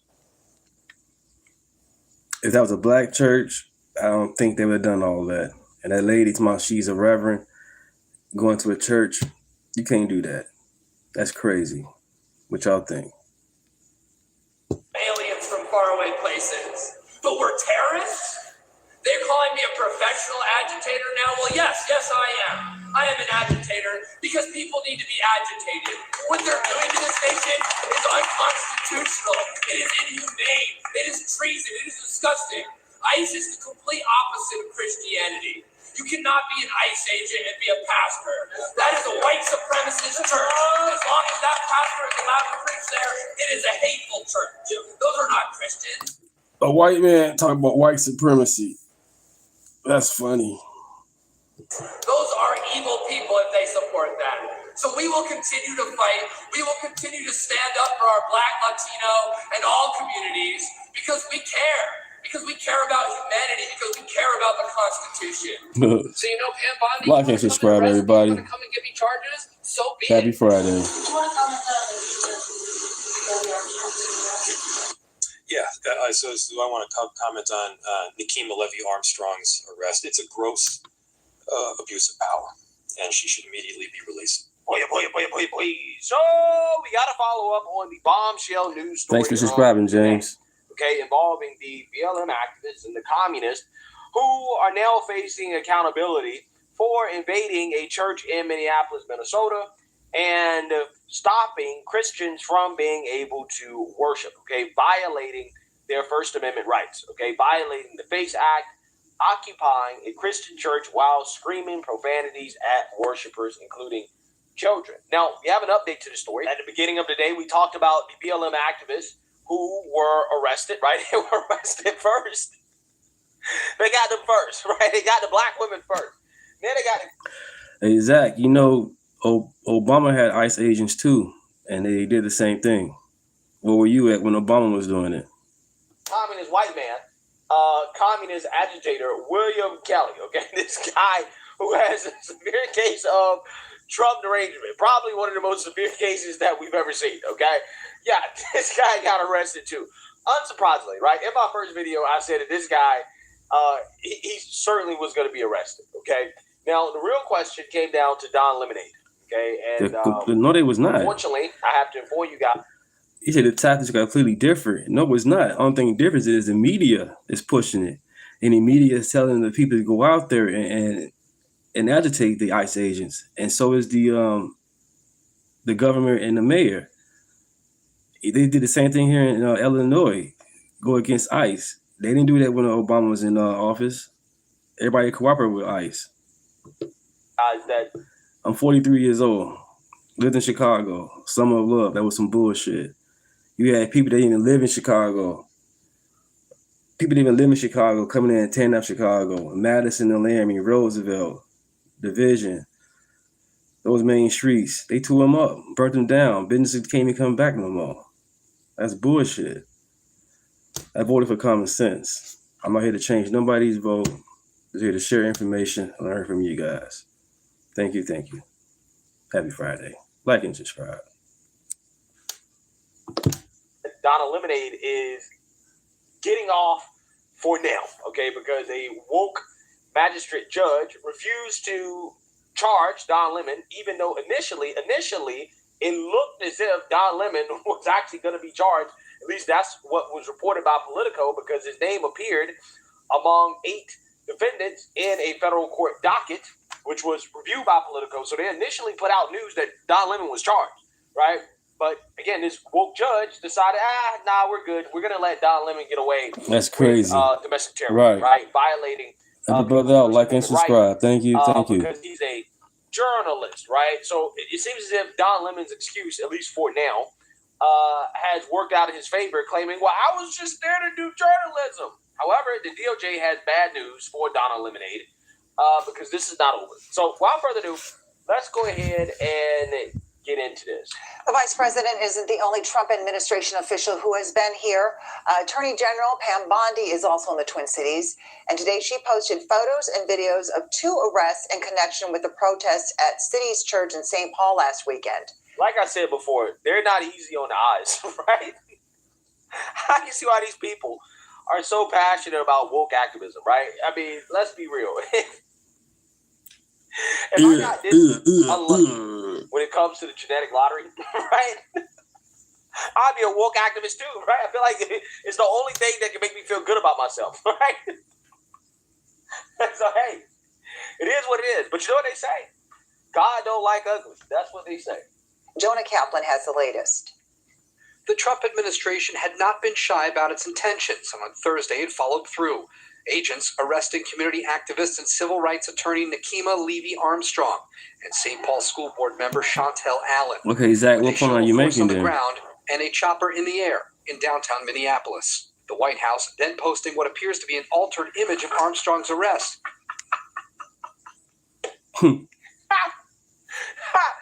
This picture is hilarious, bro. This picture is hilarious. I know it's a meme, right? But that's definitely how she felt on the inside. For sure, right? For sure. Look at her face, bro. That's definitely how she actually felt on the inside, right? She was crying on the inside, melting down. Apparently using AI to make her appear to cry. The White House calling the picture on the left a meme. Armstrong and Allen are charged with a civil rights violation tied to something called the FACE Act, which protects freedom of access to health clinics and also houses of worship. But take a look at this arrest warrant obtained by WCCO. There are 2 charges on it, but one crossed off by Magistrate Judge Douglas Miko, who added the words, "no probable cause." Sources also told CBS News that Miko, a former federal public defender, also struck down the arrest warrant for journalist Don Lemon, who walked alongside protesters as they interrupted services on Sunday at City's Church. The judge also denied prosecutors' request to keep Armstrong and Allen in jail. This was propaganda to say we would take your people on trumped up charges. After the hearing, a large crowd of supporters eagerly awaited their release, including Allen's daughter, Amaria, who claimed she was told to stay outside because there was no room. How to speak? What's up? How you doing? It's a duty to fight for our freedom. Yes. It's our duty to win. Thank you. How to speak. Check him out too as well, people. Like and subscribe. And late Thursday, they were taken to the Sherburne County Jail. Everybody here remember Charlie Brown and Lucy would pull the football every time he had a chance to kick it. Like, we are getting the goalposts moved every time, any move that we make. Defense attorneys said they still expect Allen and Armstrong to be released on Friday. In St. Paul, Jonah Kaplan, WCCO News. The judge did impose some restrictions when they are eventually released, and those include restricting travel outside of Minnesota and staying off City's church property. Yeah, so you see that, you heard that. Now, what we have here is a woke judge who is protecting Donna Lemonade. Now, we're going to get into what the DOJ could possibly do, but apparently Pam Bondi is pissed, okay? She's pissed. Reportedly, Bondi is, quote, enraged at the magistrate judge's decision. Thank you. Spokesperson declined to comment or to detail the charges against those arrested. Okay, so obviously, this once again is an uphill battle because, you know, in order to enforce the law in this country and to go after Democrats, you have to jump through hoops. You do every single time some woke judge gets in the way of justice, right? every single time. It's extremely frustrating. However, it's not over, right? I think that the Justice Department is going to continue to try to go after Don Lemon. They're going to find another way to go after Don Lemon. And we're going to talk about that. But first, let's react to Don Lemon, who reacted to the fact that the Trump administration now officially is trying to go after him. And the judge refused to allow the DOJ to hold him accountable. He's pissed off. And so when I asked counsel and people, but why is this happening? And one person who I respect the most, this doesn't come from my counsel, who I really respect said, because they're giving you the N-word treatment. Incredible. Because they want people to know that. Because they have dumb-ass people who are grifting like Megyn Kelly out there saying, arrest, and then gay-ass Benny Johnson out there, arrest. It's like, get out of the closet, Benny. Why don't you get out of the closet and stop? You're in a jail of your own, reportedly, allegedly. What? Trapped in the closet, reportedly, allegedly. You have people like those two who are out there, and they are simply grifting. Megyn doesn't believe that shit. And if she does, she's a very dumb lawyer. If she doesn't understand that. And by the way, for people like that, when you're saying, this applies to this and this applies to that, yeah, it applies to the protesters. I wasn't a protester. Yes, you were. And everybody knew that if my name was in it, that it would be big news. Oh my God, we got this one. And not the people who are on the ground who are doing great work, meaning the journalists who are there, yes, not the protesters. That's a whole different thing. People can protest. They have their First Amendment rights. And they are allowed to protest. But I was not a protester, nor am I a protester. What I do is bring people the story. Yeah, so we're going to fast forward through a lot of rambling from Donald Lemonade, okay? Because later on in his reaction, he brought on a bunch of his friends to tell him why he's innocent, right? Tell him why this is racism, hate, and bigotry, because he knows in his head that this ain't over yet, right? In fact, again, like I told you guys, Pam Bondi apparently is enraged by this, and she is headed to Minnesota herself. Okay, so I'm again, a big name. Wow. We're going to go over what the DOJ can You actually married do to a white man. go out to Don Lemon. But I lay first, next to him every night. To cover amazing Don Lemon's reaction here, because again, this is so pathetic to me. Right, he literally brought on a bunch of his friends to tell him why he's not going to jail. Right, this is so pathetic to me. I want to bring in now Joy Reid, independent journalist, and also Aaron Haynes, the president of the National Association of Black Journalists. But first, I want to bring in Colby. He's been here waiting patiently. Colby, let's talk about what this means for journalism. Well, first, I want to thank you for going to Minneapolis and doing great reporting. And thank you for covering the protest in that church. I mean, the evidence that it was journalism that you did is the journalism you did. You interviewed the protesters, but you also interviewed the members of the church, the clergy, and you did so in a dispassionate and entirely respectful and journalistically sound way. Again, this is BS. This is garbage, man. The thing about liberals that really piss me off is that they do this thing where they will straight up gaslight you, and then they'll pretend like you're the one that's not in touch with reality. Oh, Don Lemon was there to just do journalism. Journalism is not pulling up to a church, invading a church, being asked to leave and refusing to leave. Don Lemon was asked to leave. He was a part of the protest group. He essentially was a spokesperson for them.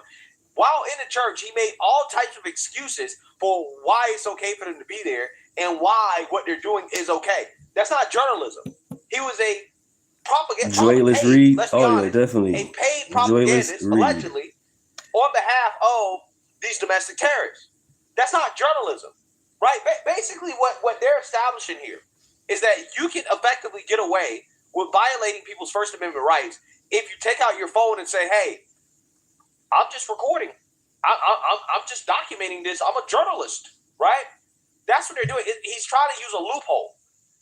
But in practice, effectively what he was doing was participating. He was a participant. He was not there as an independent, neutral person. Hey, I'm just going to record what's happening and interview people, and that's it. No.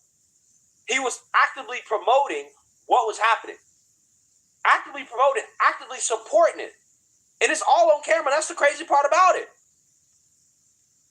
But I'm hoping that with more evidence, because he knew about it some way, right? There are communications between Donna Lemonade and these individuals. And if he knew what they were going to do, and clearly he was actively supporting what they did, right? And a part of the plan, he was a part of the planning process for what they did. I'm sure they can end up charging him some way, somehow. This is straight up politics. This is straight up politics. And this is why, like, it's so hard to go after these people. It's so hard to hold Letitia James accountable. It's so hard to hold Adam Schiff accountable. It's so hard to hold James Comey accountable. It's so hard to hold any of these people accountable because there's a whole branch of the government that seems to be just aligned with the Democrat Party. It's called the Face Act, everybody. You can't just go into a church like that. It's called the Face Act. And the Face Act, I think, came around when the Ku Klux Klan did the dumb shit. Do research, Pete. Apparently, Democrats in the liberal media, the leftists, they're above the law, right? It's insanity. It really is. So let's actually listen to this segment here from Megyn Kelly. Discuss this with Phil Holloway. Because, again, I don't think this is over, right? I think that they're going to go after Don Lemon. They're going to find a way to bring charges against them. Because of the woke judge. But it's not over with, Zach. Has declined the charges are not over with. A warrant for his arrest. It's America. Apparently, the charges ain't dropped. It's not over with. Not persuaded by the criminal complaint filed by the DOJ that attempted to make a showing of probable cause. I'm just going to guess that it would have been the same two charges as we've seen against the earlier two. One under the FACE Act, which if it's a first violation is a misdemeanor, and one under the Klan Act, which is a conspiracy against rights, somebody else's attempt to exercise their civil rights. They literally said on camera, the purpose of this, a church service to disrupt them. Exactly. Listen to the video. I'm glad you're here, but listen to the video. What the point was. You missed the whole point of this video. To violate other people's rights. And they all conspired to do it. Don Lemon was simply the propaganda arm of it, right?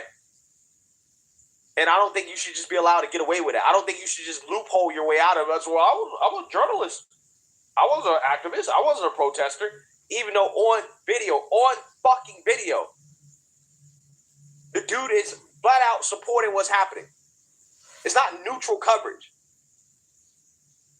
He's literally telling people, yeah, you should feel discomfort, right?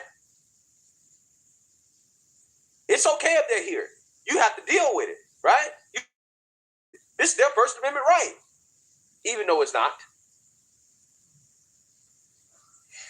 It's frustrating. Well, this reeks of politics. I can smell it here in Atlanta all the way coming from Minnesota today. Trespassing is a crime. The First Amendment does not give Don Lemon a shield against violating the rights of other people.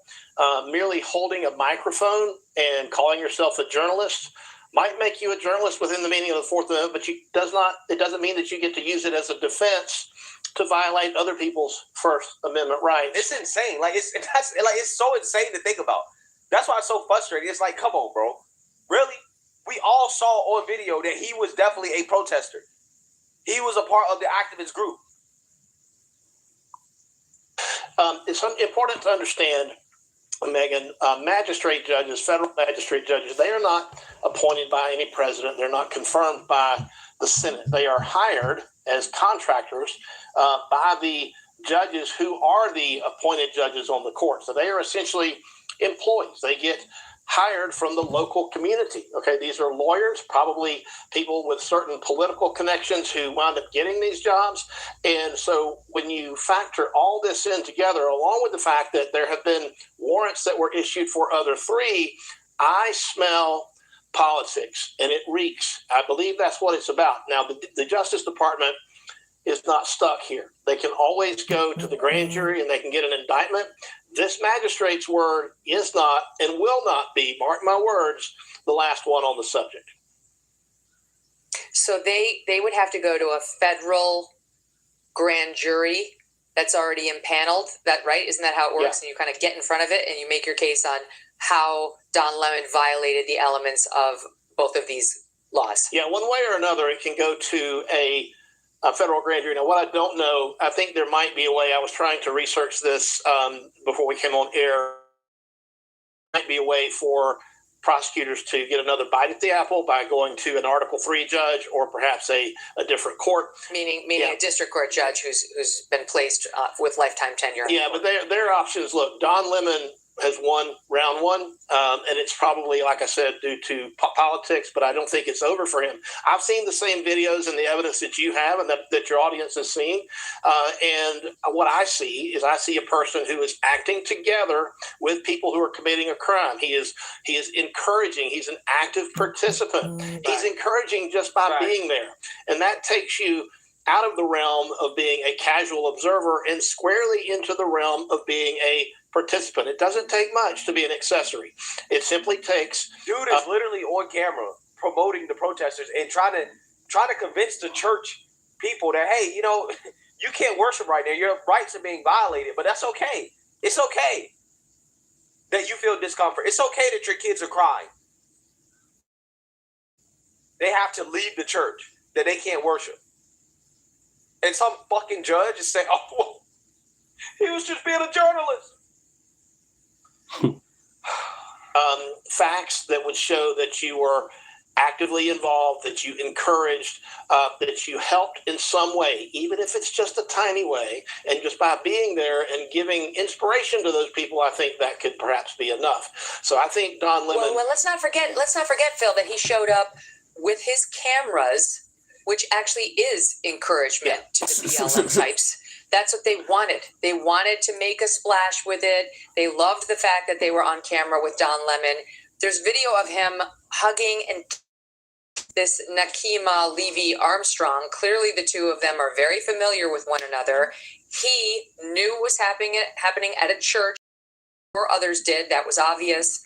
He came in. He got in the face of that pastor who clearly made clear no one wants to talk to you. He kept it pushing. He's on camera saying trauma is part of the process. Being forced to feel uncomfortable is part of the process. He argued that the First Amendment allowed it. He said that in front of a room full of people, that the First Amendment allowed them to be. All of this is assistance and participation in the actual protest. It's not journalism. I think you laid out the case exactly right.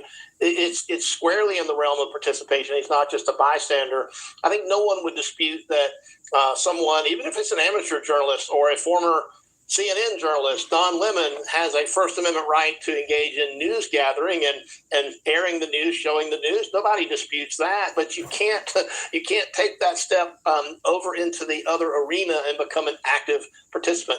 And that, I think, under the totality of the circumstances, everything that I've seen shows that that's what Don Lemon was. He will be arrested. When there's a will, there's a way. The DOJ is going to find a way around this federal magistrate judge, because like I said, this is something that most people don't understand, but politics, particularly local politics, weighs heavily in who gets these jobs as federal magistrate judges. And what is the local community we're looking at? Well, hour 40 in. I thank you guys being with me. Appreciate it. The news. That's sort of the. Well, then you may have a problem with the grand jury too, because look what happened with the Tish James case, which was a real case. I mean, we took a hard look at those allegations. The audience is aware that that was not the bullshit case that her defenders claimed it was, but it got thrown out because the prosecutor, they said, wasn't properly appointed. And then when they tried to rebring it with the proper prosecutor behind it, they had, I think, 2 grand juries say no, because they're immersed in news coverage, how shitty the case is, how there's no there, how it's just political retribution. And these grand jurors, they're allowed to watch the news. Yeah. They take it in and they're like, oh, this is wrong. So a grand jury sitting in Minneapolis right now, Phil, is probably like, go Don, right? Because that's a leftist to begin with. And then, you said Lake and Riley. Democrats are going to be mad at ICE and not mad at Don. And they good did it to Well, herself. She should have stayed at home. They decided to try to go the route of. She shouldn't have died, but she should have stayed at home. She shouldn't have died. She shouldn't have not died. She shouldn't have gotten shot in that. unless But she there was should a have plea stayed deal at worked home out, then they can file with something with called her kids. information.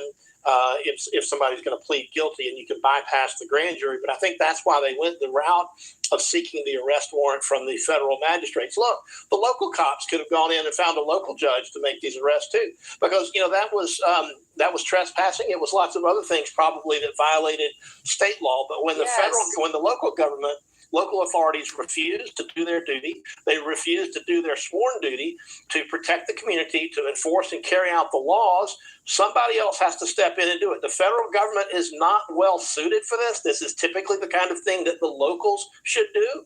But when they refuse to do it, nobody else is left. And so now the Attorney General and the Department of Justice has to step in and try to fill that role, a role that admittedly is not, they're not really designed to operate in this space. Zach, really, local street level crime is usually. Zach, you funny. So you cool with her leaving her home, doxing ICE agents doing their job, getting rapists, criminals up out of there. You cool with that? You funny. The purview for the local cops. Yeah, we live in a lawless country. Lawless country. There are no laws that apply to Democrats. Liberals, leftists, accountability to them is, hey, it's just not a thing. Just not a thing. And that is what really pisses me off about this. If the roles were reversed, if there were Trump supporters at an abortion clinic, there would be no problems arresting them, indicting them, prosecuting them, and convicting them. There would be no issues whatsoever. But because they're a bunch of liberals and leftists, you got to jump through hoops just to make an arrest. When it's all on camera, the evidence is for everybody to see. But, this is the country that we live in, where in these liberal cities, quite literally, you can get away with whatever. You can get away with, if you're liberal, you get away with whatever. There's no law and order, no accountability. None. Zero. It's frustrating, but I personally do not believe that this is over. I believe they're going to continue to try to go after Don Lemon, but we're going to see. It's going to take some time. If I was Don Lemon, I would pucker up, right? Pucker up, because, I think that this is not over. But let me know what you guys think. Make sure you like, comment, and subscribe. Most importantly, share a Black conservative perspective. Peace.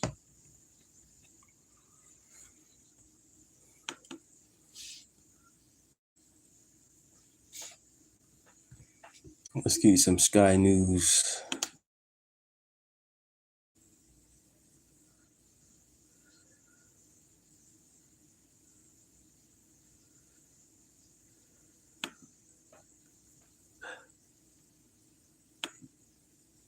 To protect criminals. That's what they're doing. It's an insurrection, and welcome to a program devoted entirely to lefties losing it. New year, but the same old crazy left with their unlimited supplies of hate, lunacy, and depravity. Let's start in Minneapolis, where the awfuls, that's the affluent white female lefties, are doing all they can to obstruct law enforcement.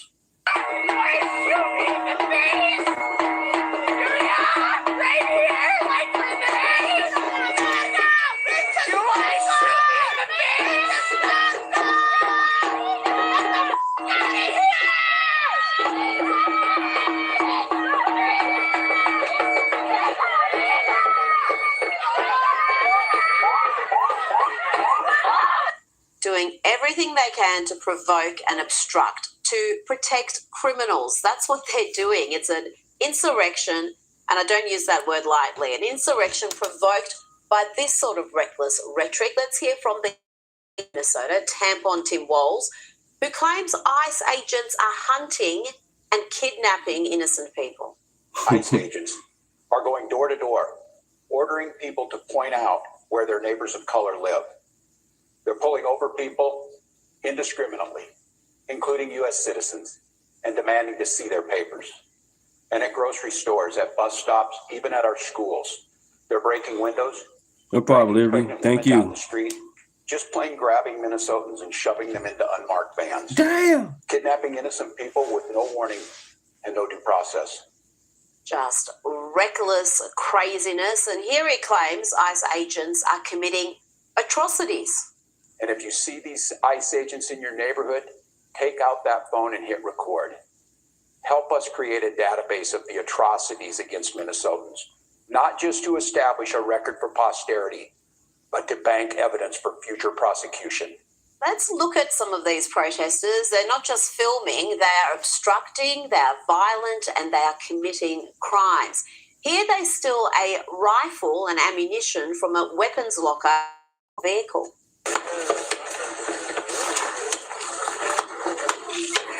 Almost there. Oh, wow.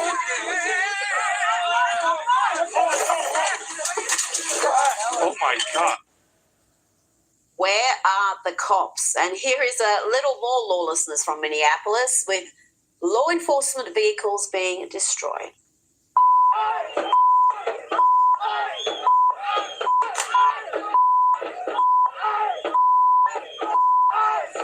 And staying in Minnesota, let's not forget about the That's billions, what's up, Nick. yes, That's billions what's with a up. B, defrauded from U.S. taxpayers. Proud Segments of Democrat. the Nothing wrong with that. Somalian That's what's community up. have been cleaning up, running childcare centres without any children. But of course, the media is uninterested in that. They were more eager to run PR exercises from the left, claiming the unprecedented fraud was fake news. But the counter-offensive did not go too well. Look at this woman's reaction when she inadvertently admits there is fraud. And I do see some signs over here that say stop fraud, and I agree, stop it. There are wait lists for these programs that are Nick. years long. There is fraud, Oops. And here is another Minnesota mum who freaks out, absolutely freaks out when she inadvertently Patty admits Kelly, no fraud problem. is bad. I understand, fraud is bad. Rita be coming with the jokes. Rita funny.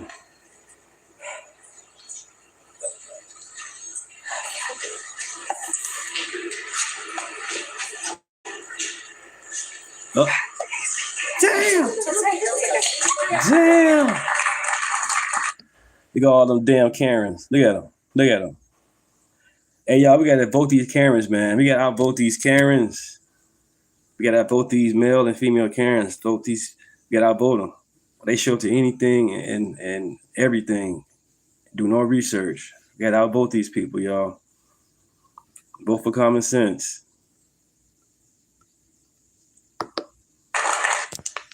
Yes, well done, love. You did really good. We'll get back to Minneapolis soon, but let's check in with Lefty Heartland, Seattle. Wonder what's been happening there. With me all. Hands up, Venezuela! Hands up, Venezuela! Free President Maduro! La lucha sigue! What is that? Libertad, socialismo! This man all confused. O muerte, venceremos! Free Mandela, a real dictator. Y'all are amazing. Yes, literally protesting to free a mass murdering dictator. A dude in a dress protesting to free a mass murdering dictator. Clearly, he's not aware of Maduro's attitude to the LGBTQIA plus community. Meanwhile, despite claims from the left that Republicans are split over Trump's actions with Maduro, the data proves otherwise. Okay, Pete. Take away CNN's Yeah, I love Rita, polling man. expert. Rita be There is no rift in the Republican Party. Yes, there are some folks like Marjorie Taylor Greene and Thomas Massie who are quite skeptical of this. They are very much in the minority. What are we talking about here? Well, why don't we just talk the GOP on the U.S. military ousting Maduro? Ipsos, 65% support, 6% opposed. How about the Washington Post poll? 74% support, just 10% opposed. If you look among 2024 Trump supporters, we're talking about 80% support. Let's get back to the madness in Minneapolis. We now have churches falling victim to this lawless insurrection. Protesters stormed a city's church service after claiming one of the pastors there is an ICE agent. Don Lemon was with the protesters, naturally. Let's listen to his report. Have gathered over here. They're in the middle of the church. During the beginning of the church service, the pastor was speaking, and Nikema stood up and said her piece, and then the protesters surrounded her. But this is a clandestine mission. I think they found out one of, according to them, this is according to Operation Pull-Up, that one of the pastors here a member of ICE. So here we go. Fresh year, same story. Banks raking it in while you drown in fees and interest. It's time to fight back. BDS Debt has helped hundreds of thousands cut credit card, loan and medical debt with personalised plans that actually work. No credit score gatekeeping. They go beyond the numbers to understand your unique financial plan designed just for you. They've got an A+ rating from the Better Business Bureau and 5 stars on Trustpilot because they deliver. If I needed a service like this, I would not hesitate to see what PDS has to offer. Every month you wait is another win for the banks, so act now. Don't wait another month. Take back control in 30 seconds. Get your free personalised assessment and the best option for you at pdsdebt.com/Rita. That's pdsdebt.com/Rita. pdsdebt.com/really like behind the scenes.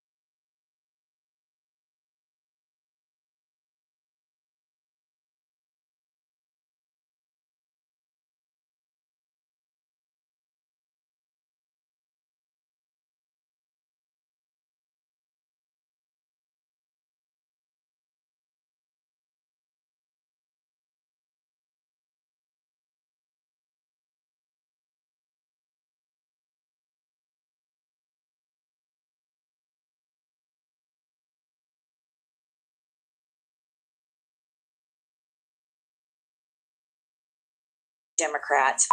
You Democrats. You ever our country. We are serious about this. We are prosecuting. There you go. She wants to My bad on round the up her sound. political Hit the mic by opponents, and accident. to Thank use you. her words there, she's not interested in integrity Democrats. She wants those who will weaponize the justice system again to attack conservatives. How did that work out the last time, Jen?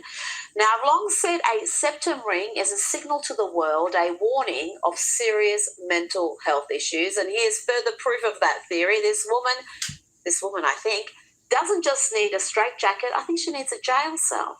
You can just kill ICE agents. You know that? You can just kill them. You don't have to hold your phone in their face and ask people when their birthday is. Them damn septic rings, boy. Amazing. And ask people what their name is and then try to find wherever they end up. In Los Angeles, you can kill them. This isn't about social media clout anymore. This isn't about video. This isn't about the phone. This is about get a gun and start killing ICE agents. They are deputized corrections officers. Kill them.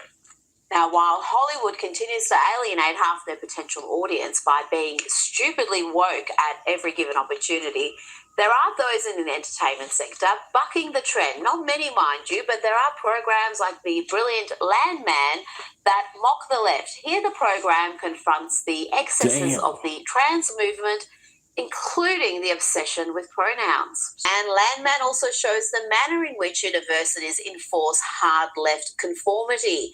This program shows who the real bullies are. Former CNN hack Don Lemon continues to defend the indefensible, his role in storming a church during a Sunday service, terrifying parishioners, including little kids. It's all on tape, and Lemon was dumb enough to air it all.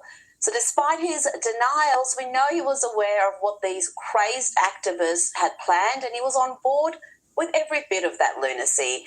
And this sad clown is such an attention seeker that he is now trying to manufacture a ongoing feud with superstar Nicki Minaj after she called him out for his part in storming a church.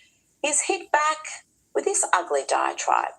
Nicki Minaj. Profo, if you don't stay too far from me, that's cool. That's what's up. You know nothing about. This is you're out of your depth, by the way, and you are a homophobic bigot. You don't care about African Americans. You're not an African American. From what I know, you are reportedly an undocumented citizen, so you should be deported under Donald Trump's rules. Get a life. Stop being a pick-me. You should have put a pick-me doll on that damn tweet instead of a Chucky doll, because you are nothing but a pick-me. And I choose not to pick you. And so should black people, and so should gay people. Shouldn't buy your music. So, Don Lemon storms a church to stop illegal immigrants being deported. He's so passionate about that issue, but he now wants Nicki Minaj to be deported because she called him out. And he wasn't done with his degrading, misogynistic rant. He then went on to TMZ to continue the meltdown and call for Minaj to be cancelled. Nicki really got into his head. I normally don't respond to things like this, but, F it. I'm going to do it this time. I think Nicki Minaj has made it very clear how you like Jesse Louis Peterson? That's what's up. I don't think she's one of them, obviously. And she should, under Trump's you playing him every now and then as well. Why are you supporting her? Why are you buying her records? She's also supporting, I have lots of gay friends who love Nicki Minaj. Why are you supporting this homophobic, bigoted, ignorant woman? You should not be supporting her. Nicki Minaj, no, he's not gay. Is clearly out of her depth. She doesn't understand Don Lemon she doesn't on the understand screenwriter. That's gay. He's gay. He's married to a white man. That is beyond her capacity. So much about white supremacy. Yep, just married to a white man. Sleep next to him every night. This is my favourite part. This is Don indulging in a bit of projection. Everything he says here is true about him, not Nicki Minaj. Nicki Minaj is a pick-me. She will do anything that is expedient for her politically. And again, she's ignorant. She doesn't know what she's talking about. She's always weighing in on things that she doesn't know about. Nicki Minaj should just sit the down. You'd think he'd be done now, but no, he's not even close. Don Lemon really scraped the bottom of the barrel by talking to the most demented, bile-filled woman in America, Jennifer Welch, who joined in the attack. And of course, as she always does, she played the race card. Nicki Minaj is apparently a white supremacist. this breed, this sect of Christianity, the white nationalist form of Christianity that I guess now Nicki Minaj attaches herself to. I'm like, good luck with that, sis. At the end of the day, you're still black. They weaponize it, and then, oh my God, I'm a victim. Don't A white woman telling somebody who black what they call these damn Karens. They funny. attack my Christianity. And that's what Nicki Minaj just did right there. And I have news for Nicki Minaj. You think these white nationalists are going to accept you and your WAP? Just hide and wait. These people are serious about their racism, Miss Minaj. You know what's racist, Jennifer? The bigotry that sees an affluent white woman telling a black woman what she can believe and who she can support. And as for WAP, W-A-P, that wasn't Nicki Minaj. That was Cardi B and Megan Thee Stallion, you know, the two who were campaigning for Kamala Harris. But I guess all black women look the same to Jennifer Welch. Now, that's racist. Let's have a look at Jennifer Welch's target audience: angry, irrational, hate-filled white women who think they can get away with assaulting officers. Though this next story has a happy ending. Bitch, are you ice garbage? Who are you? What's your name? Are you ice? Oh, you don't want me to of your face? Is that because you're ice?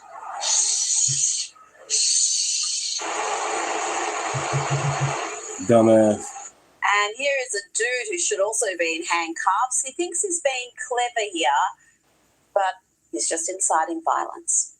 Please do not protest by taking wet newspaper and sticking it to their windshields in the cold weather.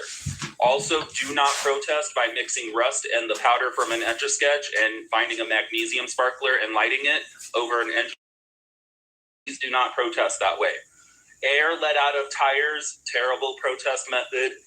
Water balloons filled with dog, terrible protest method. Now let's have a dose of celebrity idiocy. Here is actor and Zoran Mamdani fanboy Mandy Patinkin explaining the little explored notion that Donald Trump is literally Hitler. He must be the first lefty losing it to come up with that genius analogy. Breaks my heart that I'm listening to the things that certain members, Donald Trump, Ted Cruz, are saying. This is hate speech. Hitler was called a fool. He was called a goof, a silly person, made fun of. And then he got to be Hitler. It's not a joke. These things happen. And there's great similarities. Instead of it being Jews, it's Muslims.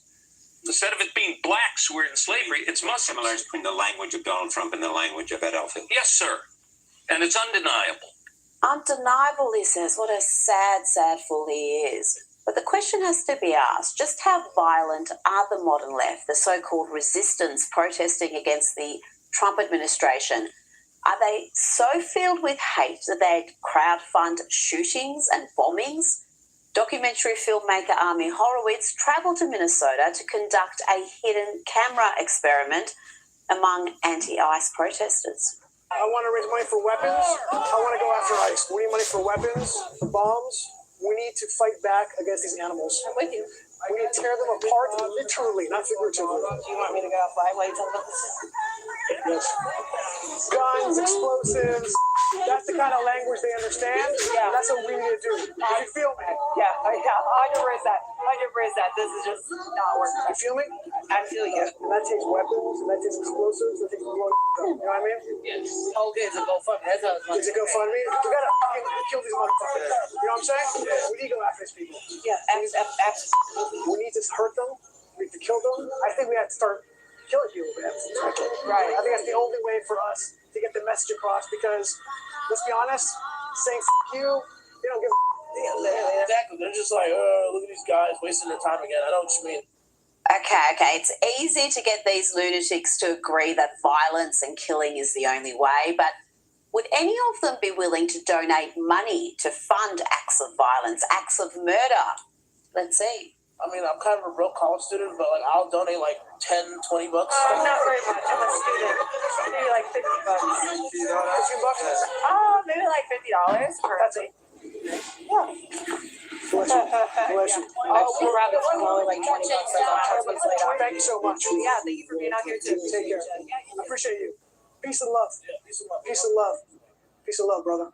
Take care. And CNN continues to be the home of broken, tedious, afflicted souls who will spew any sort of rubbish on live television. The only exception appears to be Scott Jennings, the token conservative, the lone sane voice who happened to be there when Cameron Kasky, a typical soy boy lefty, was allowed to say this unchallenged by the host, John Berman. Appreciative that the president is being transparent about this. I would love it if he was more transparent about the human sex trafficking network that he was a part of, but you can't win them all. Cameron's grateful that the president is being transparent about the Nobel Peace Prize and his desires for Greenland. Scott, what do you think about that? You gonna let that sit? Are we gonna claim here on CNN that the president is part of a global sex trafficking ring, or?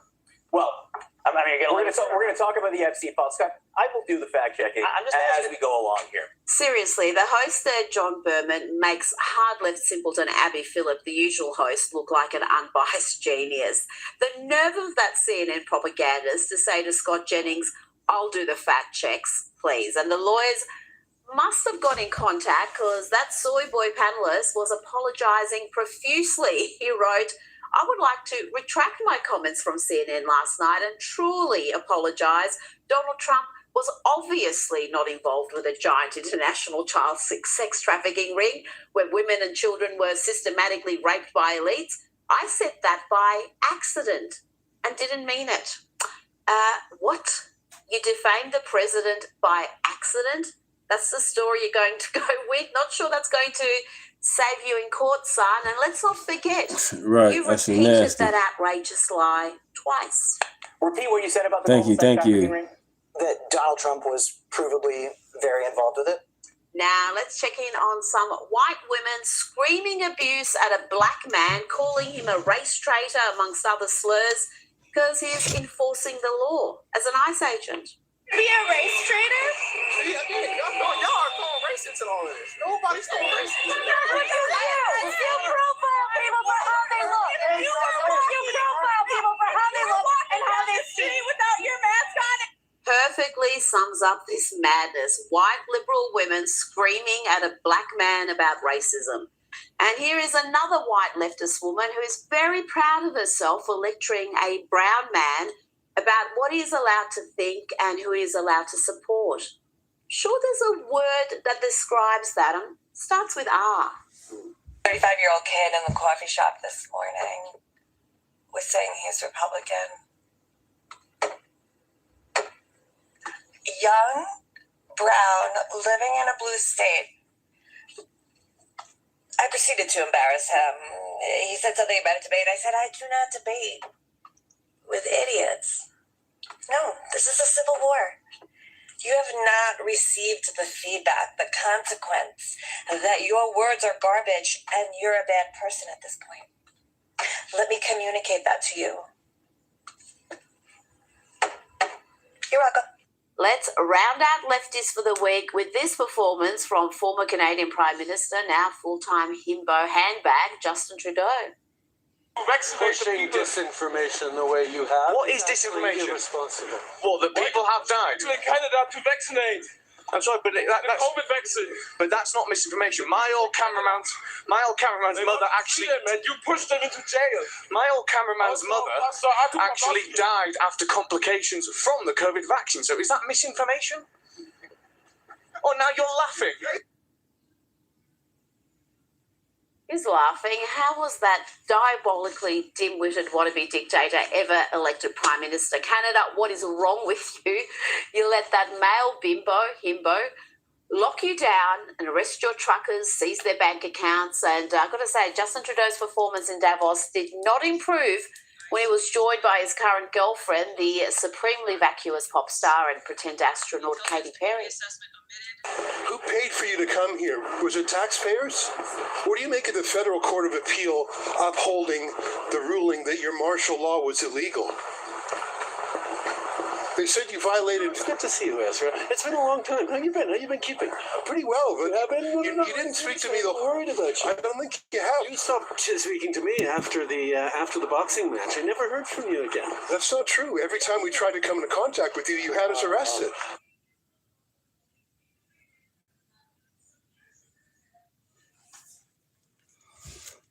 Amazing. Time for lefties losing it, and Sadly, these celebrities continue to beclown themselves by sharing their dim-witted musings on world events, domestic politics, really whatever they see trending on TikTok. That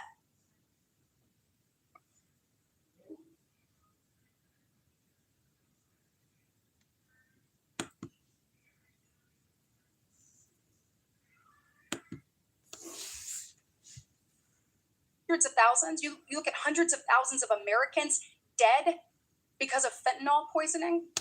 You look at record high inflation. Who was in charge? And the fact that not one Democrat colleague can show up and try to get answers to that, I hope the American people see that for exactly what it is. And so my questions to you is, how do we prevent this in the future? So we know that the 25th Amendment in the 1960s, we take a look at that. Section 4 was purposefully vague to allow for some flexibility. Clearly, it either didn't work or we have some people we need to hold accountable for not stepping up. So I want to know from you all, what do we need to do? Do you think that there need to be more guardrails when it comes to Section 4? Do you think that we need some more standards to evaluate that? And if so, what should those standards be? And Professor Harrison, I'd like to start with you. Senator, this is the question about further implementation of the Section 4 is one that has not received a lot of attention because, fortunately, the country has not needed it very often. I think that this is a situation in which Congress's power is pretty limited because the Constitution, by design, put a somewhat vague but nevertheless meaningful concept, which is ability on the part of the president and it also means in the hands of the political process. That's yes, and good faith. Yes. And I don't think, obviously, we don't have that here. Mr. Ward, do you have any opinion on that? Yes, Senator. So you said, should we hold folks accountable and should there be some reforms? The answer would be both. Yes. So your colleague on the Democrat side who did attend, Senator Welch, said, hey, this is just kind of retrospective. We need to move on. I would strenuously disagree with that. The only ability to move forward is if there's an accounting of what was undertaken under the Biden staff, the Biden personnel, the bureaucrats, and the cabinet. And one thing I'll just say is this very issue was debated. What up, Critical? You right. By Republicans. Thanks for joining in, Critical. The Miller Commission report at the University of Virginia. Republicans had the open and honest, transparent discussion about the end of the Reagan presidency and whether or not there were other guardrails that needed to be imposed on the 25th Amendment. Some discussions were about the inclusion of a mental health professional on the White House medical team, whether the Surgeon General should oversee the inclusion of medical reporting as part of Section 4, Clause 4 of the 25th Amendment. All I'll say is all of those things have been set aside. There has been no legitimate discussion in the years since about how to make the 25th Amendment more robust and how it could actually operate in the instance that the president Right, and do lacked we need to more capacity. clearly define what unable means in the 25th Amendment? Oh, I think most certainly, and I think there should be. The other issue, a number of legal academics, former colleagues of Professor Harrison, have taken this up over the years. Professor Calabrese wrote about this 20 years ago, that there needs to be a more precise definition. And there are lots of issues related to succession. There clearly does, because even from all of us from the outside, we're saying there is a problem.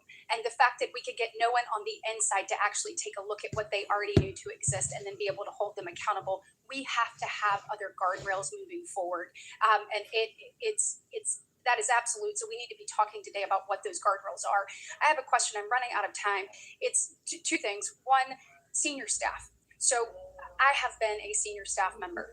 You take an oath when you get to come and work in this body. You want to make sure you're doing what's best for the United States of America, for the state you serve, all of the things. Is there any way to hold senior staff accountable for either helping to cover up and or moving people to the side? Because it is clear that there are people within this administration that saw that. And they should be sitting in front of us today answering the question of why they turned their back on America, because that's exactly what they did. And so whether it's secretaries, whether it's people in the administration, or whether it is senior staff, we deserve some accountability and we deserve some answers. And then my last question will be for Mr. Spicer, Legacy Media. How in the world do we hold them accountable? If all of us on the outside can see it and we are saying, get to the bottom of this, but yet they refuse, what mechanism should we put in place to be able to hold them accountable for not actually following what is clearly in front of them? Senator, you're asking the right question. When it comes to accountability, it can't be overstated. When the Biden White House stripped 440 White House hard passes from independent journalists, they were attempting to control the narrative, to make sure that no one who wanted to hold them accountable was silenced. Part of what I think this administration has done so well is bringing in new voices, people from disparate backgrounds of all sorts, to ask the White House press secretary, to ask the senior staff, and be able to hold them accountable. Part of it is allowing other voices in the media. We've seen what the legacy media did, but that's why I think the growth of independent media is so healthy for our democracy. We need more of it, not less. Thank you. And then the senior staff question, please. Yeah, look, Senator, I mean, senior staff from the first Trump administration were brought in before committees and investigated for their participation in drafting the president's remarks on January 6th, for drafting a speech. So if there was an effort by senior staff, the Politburo, as they seem to like to call themselves, if they were purposely distancing cabinet members, evading difficult Q&A with press, all as an attempt to conceal the president's mental acuity, yes, they should be held accountable. Thank you. Senator Moody. Thank you, Senator Horn and Senator Schmidt. Appreciate you holding this important hearing.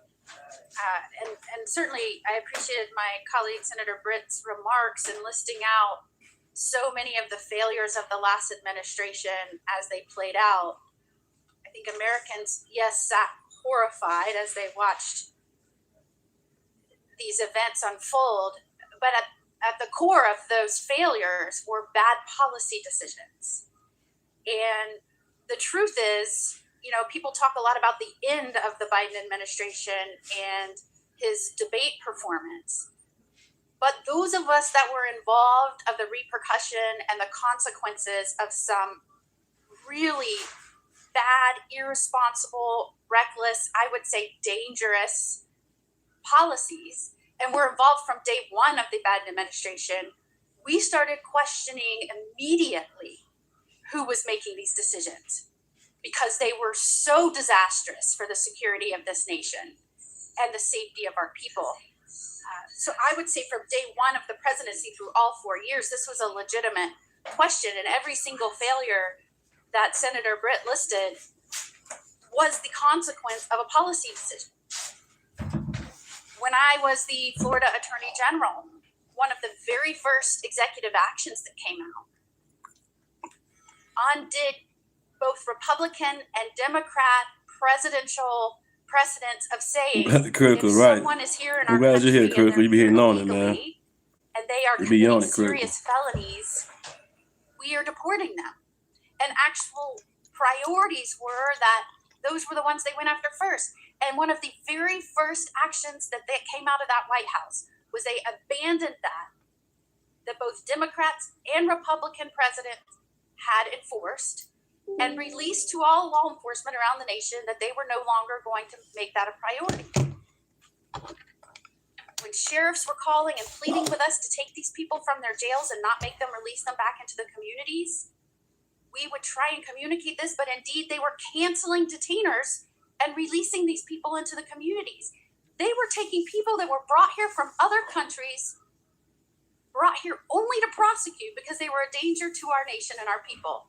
And instead of deporting them after their prison sentences, they were pushing them into the United States. And I don't think it should be lost on anyone that just yesterday it came out. You know how many the Trump administration pushed into our interior in the last full month? 0.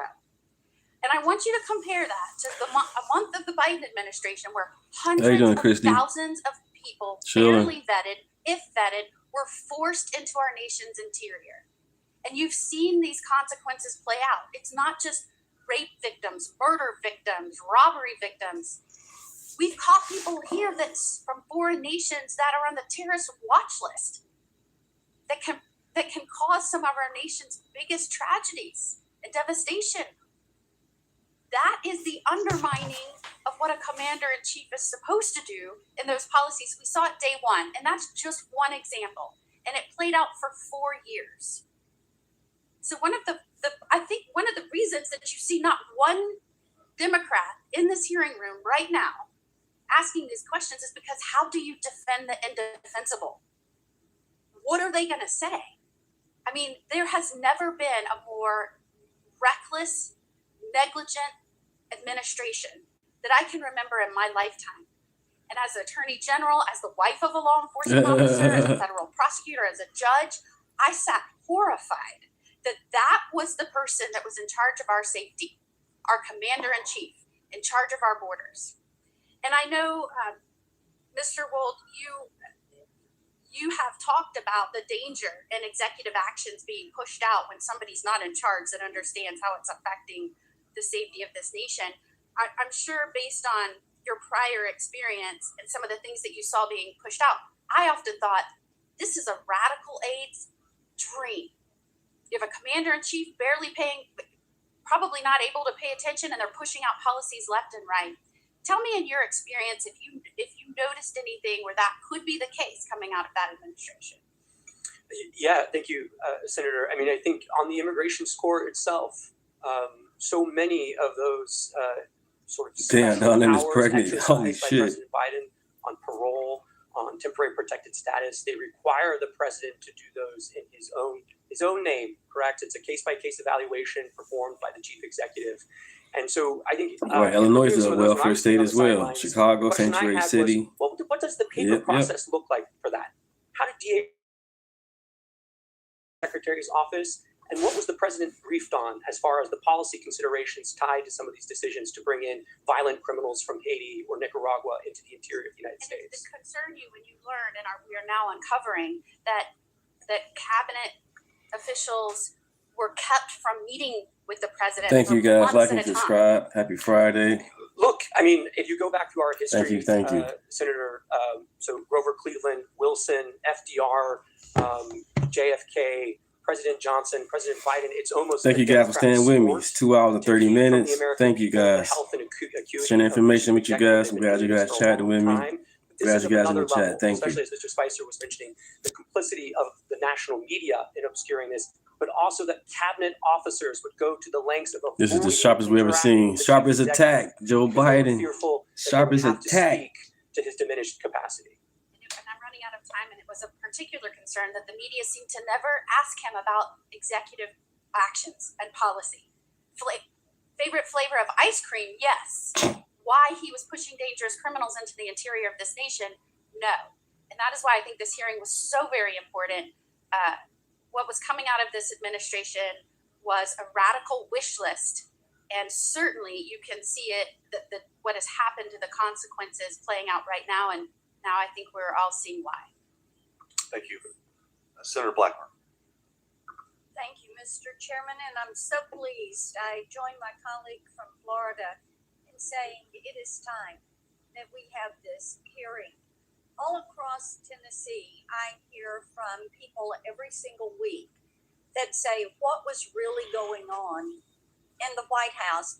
And why would no one say anything when with your very own eyes you could look at any of the footage and see what was transpiring with President Biden? And I think the fact that many of his own cabinet members knew that he was not fit to serve and that there was a cabal behind the curtain who was making all the decisions.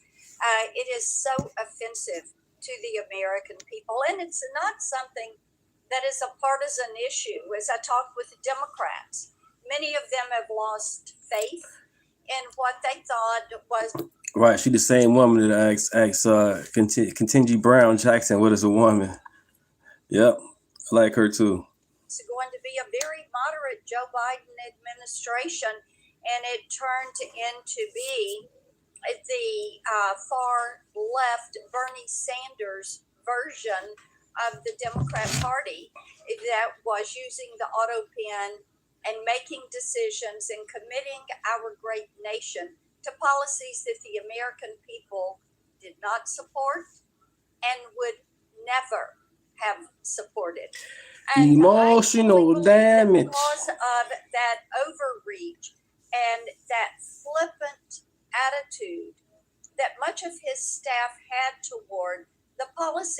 this nation, to people in the administration that chuckled about tossing gold bars off the Titanic.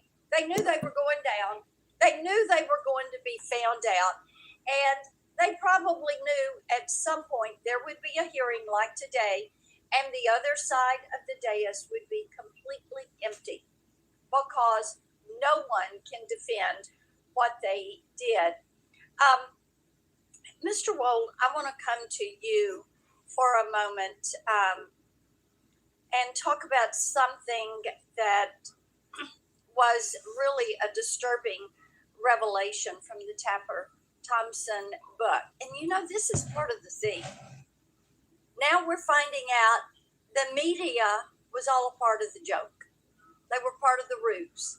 They were part of the fraud that was pushed forward. A Biden staffer told the authors that Biden just had to win and then he could disappear for 4 years. That's all they needed to do. And, you know, it is, the following statement was he'd only have to show proof of life every once in a while. And as I had a Tennessean say to me, when they actually downloaded this book and read it, and then they said, you know, how stupid do they think we are? And the disrespect this administration showed to the American people. Why is it that the American people appreciate that President Trump goes out and nearly every day is taking questions and answering questions? Damn, say looking for Zach, y'all wow. Now found out Damn. that these staffers were willing to do undemocratic things, as using their term, to keep the president in office, to keep Biden there.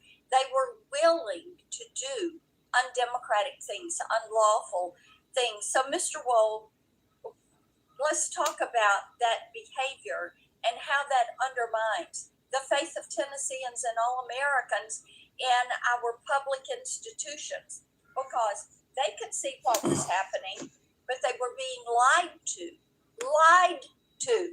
by people in the White House who were probably then running in their office and saying, well, we pulled it off another day. Yeah, Senator, I mean, this is a theme you've talked about for many years, which is the executive branch is enormous. I mean, there are close to 1,000 employees in the executive office of the president.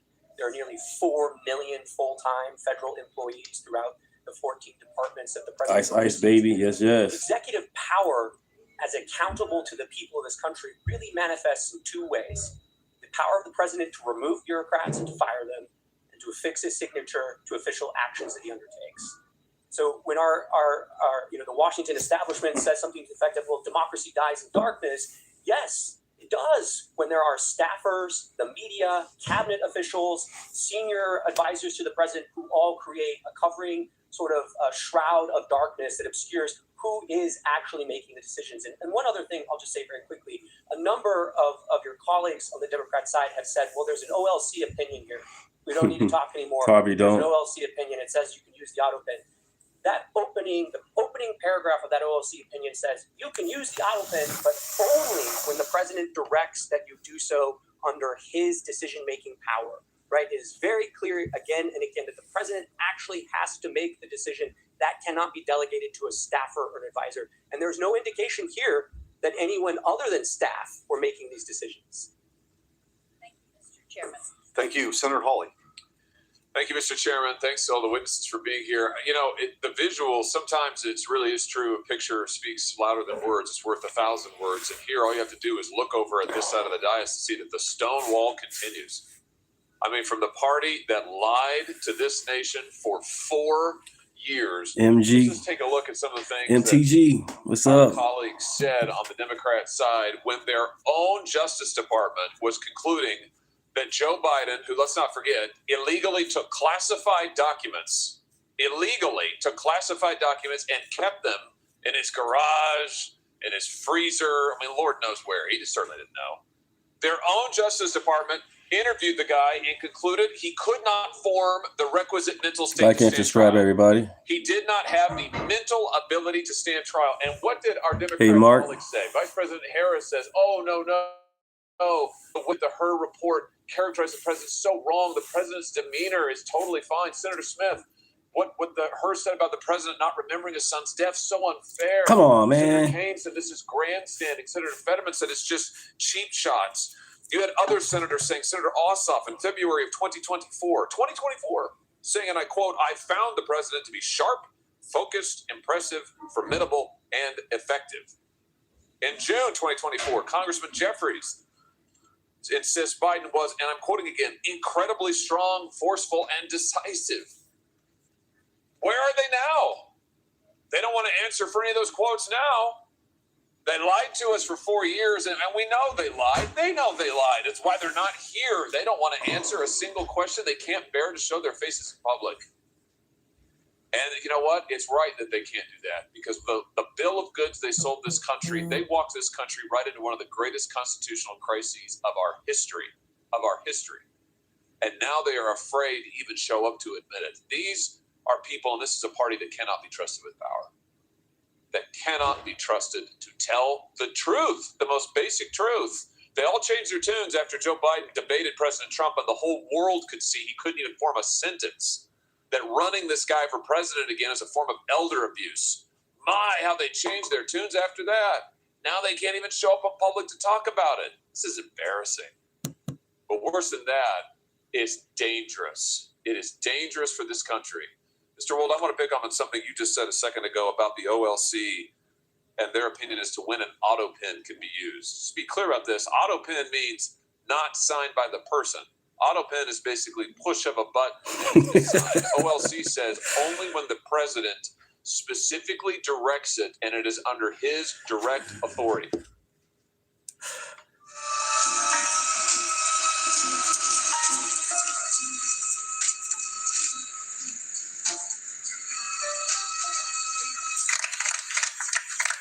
Oh shit, not the sandbag.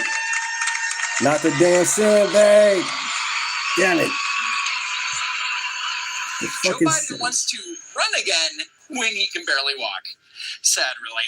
Anyway, that's it for now. Follow me on Twitter. Don't want to Make sure that you're still subscribed to the channel. It's best understood as sort of a tool of executive. Hold on a second. I just want. If you just said something very important, I want to emphasize that. So what you're saying is that there should be, for every time that Biden authorized the auto pen, there should be a record of that. And he should have had to have registered his personal consent to using the auto pen. Is that basically correct? I think to put it another way, I would say in the policy paper flow to the Oval Office, there should be a record of what documents are presented to the president when he gave his assent to the actions that are listed in those documents, whether it's a judicial nomination or it's a statutory response to Congress. Well, I think the answer is we need to get those documents.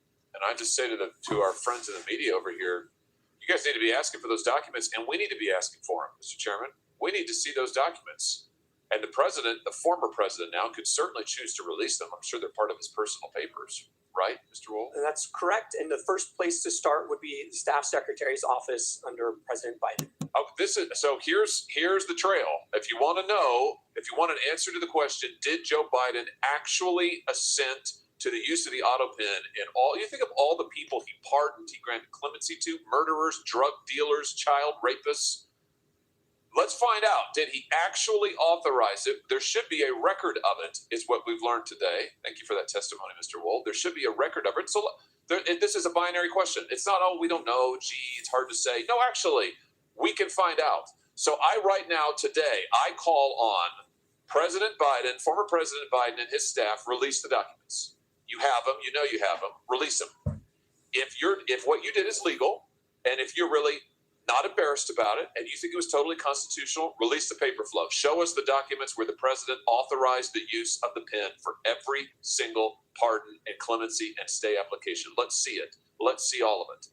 And if you won't do it, we should subpoena those documents, and we should find out the truth of who was really running the White House, because I think we can see it was not Joe Biden. Thank you and subscribe. for being here today, Mr. Wold. Thanks for your testimony. Senator Kennedy. Definitely MAGA here. Thank you, Mr. Chairman. policy and politics for a second. I know it's hard to do around this place, but I thought Senator Cornyn made a very good point in his opening remarks. I think Senator Schmidt made the same point that the policy. Thank you. And I want to ask you 808. your opinion on the policy. Professor, tell me briefly, I know you can't talk about auto pens, but tell me briefly about the 25th Amendment. Senator, the 25th Amendment provides the process by which to implement a principle that's in the original Constitution, which is when the president's unable to exercise the powers and duties of the presidency, somebody else exercises them, starting with the vice president. The 25th Amendment sets up a process by which, if there's a question whether the president is able to do that, the vice president and the heads of the executive departments can temporarily basically put the vice president in as acting president, and then Congress ultimately decides the question. Well, the standard, is it not, Professor? The standard is disability of the president. Is that correct? Unable to exercise the powers and duties. Yes. Here's what I would like your opinion on, and the opinion of these two gentlemen here. You have all been staffers. You've worked in government. You've had a boss.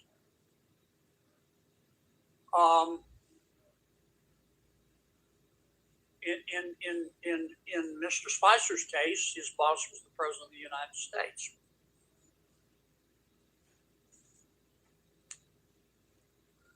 Let's suppose the president, you were using your experience as a staffer. You were working for the president, any president. Hypothetically a president. And let's suppose the president started talking like he was from outer space. Let's suppose the president became fatigued very easily. He couldn't finish a sentence without taking a nap. Let's suppose the president, he was just physically in bad shape, mentally and physically. Mentally, he may or may not have, you're not a doctor, a neurodegenerative disease, but physically you can see you could bake a Thanksgiving turkey and the time it takes him to walk across the stage. What is, do you think, as a member of his staff, what do you think is your moral obligation to say, wait a minute, the president can't do the job anymore?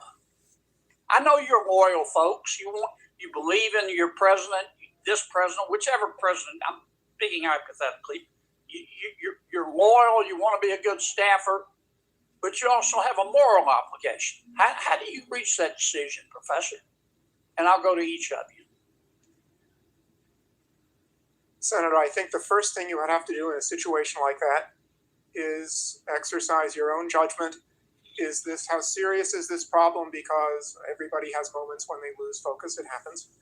But if somebody thinks this is a really serious problem, I think the first thing to do is the most difficult, which is to say to the president, because the 25th Amendment also provides that the president can say, I'm unable to exercise the powers and duties of my office. And suppose the president That would be extremely difficult, but I think it should. Look, trust me, I can. And it's clear to you that he has neurodegenerative disease and he can't. What do?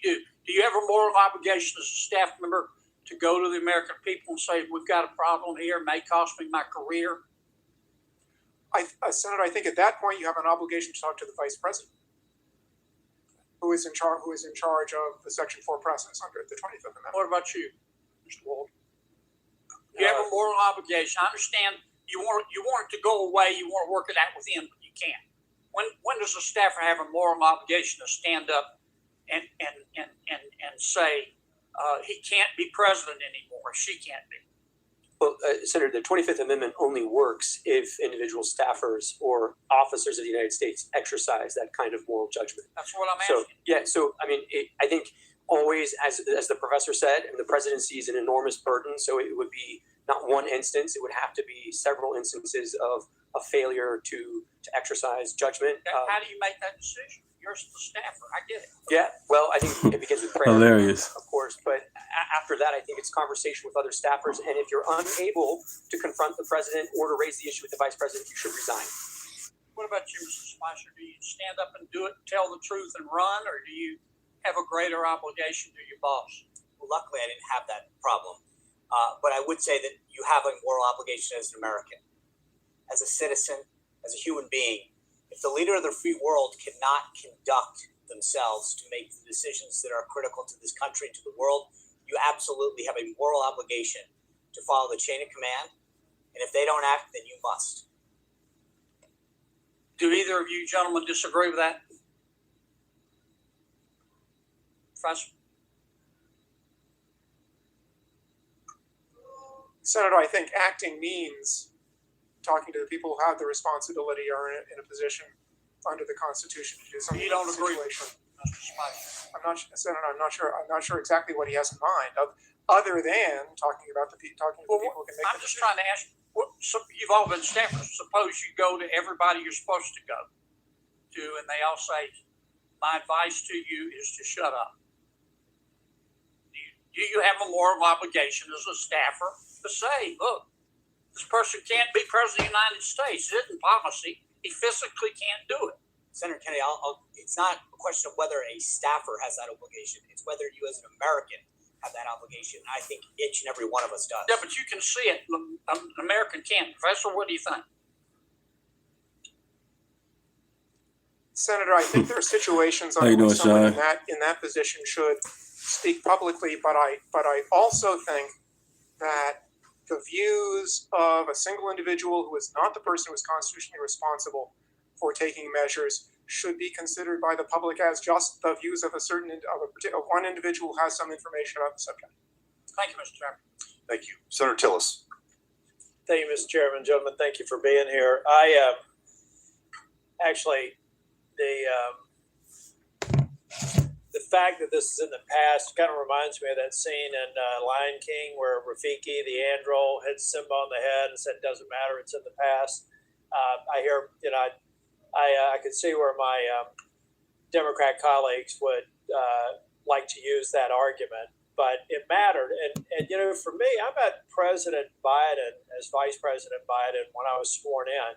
He literally sworn me in 2015, and I've had several interactions with him over the years. There's no question that there was a significant degradation in his cognitive abilities. Probably the last time I spent much time with him was at a NATO summit.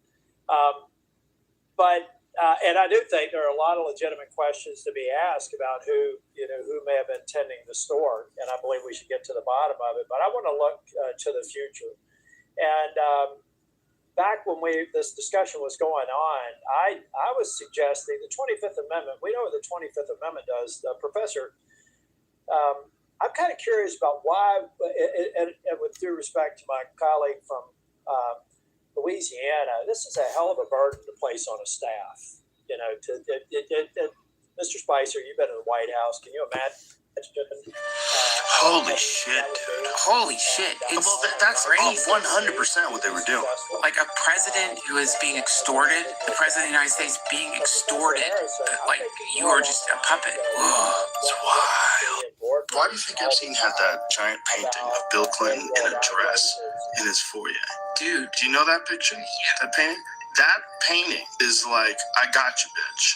That's what that is. A president who was on the flight logs 26 times with Epstein, and you got that guy in a fucking dress in your house. That is terrifying. You walk right in, and bam, there's that painting. And now you kind of control a president. Holy shit, dude. Holy shit. It's that's crazy. 100% what they were doing. Like a president who is being extorted, the president of the United States being extorted, like you are just a puppet. It's wild. Why do you think Epstein had that? Saying this man or woman is good to go, and it would be it would be perjury to Congress if they did. Like and subscribe. History proved that. What's wrong with something like that as we're looking forward? Senator, I would be, and maybe I am being unduly protective of the independence of the other two branches, but. Well, that's sort of why I want to leave it in the. That's why all I want is the cabinet to truthfully attest to the fact that their boss is of sound mind and body, and unless they lie, it's not an issue. Senator, it's an Article 2 responsibility to report to Congress like so many other things. What's wrong with that? I think it would be a very good idea for the president to create a process like that. My concern is the thought of Congress making such a process mandatory, especially in light. Well, I'm trying to figure out the consequence because arguably, I find it hard to believe that there were members of the cabinet that didn't go, you know what, we love this guy, he appointed us this position, but he's missing a step. And they're refusing to. This is not about any one person. This is about 340 million people in this country. No one of us should think that we should somehow be given a break if we're missing a step.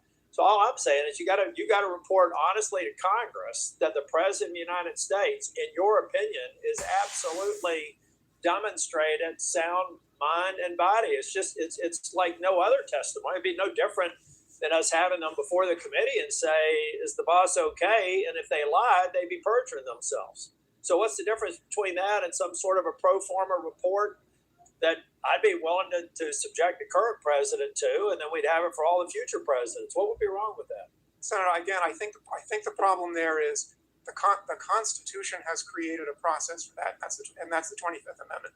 And that suggests that Congress can't create another process.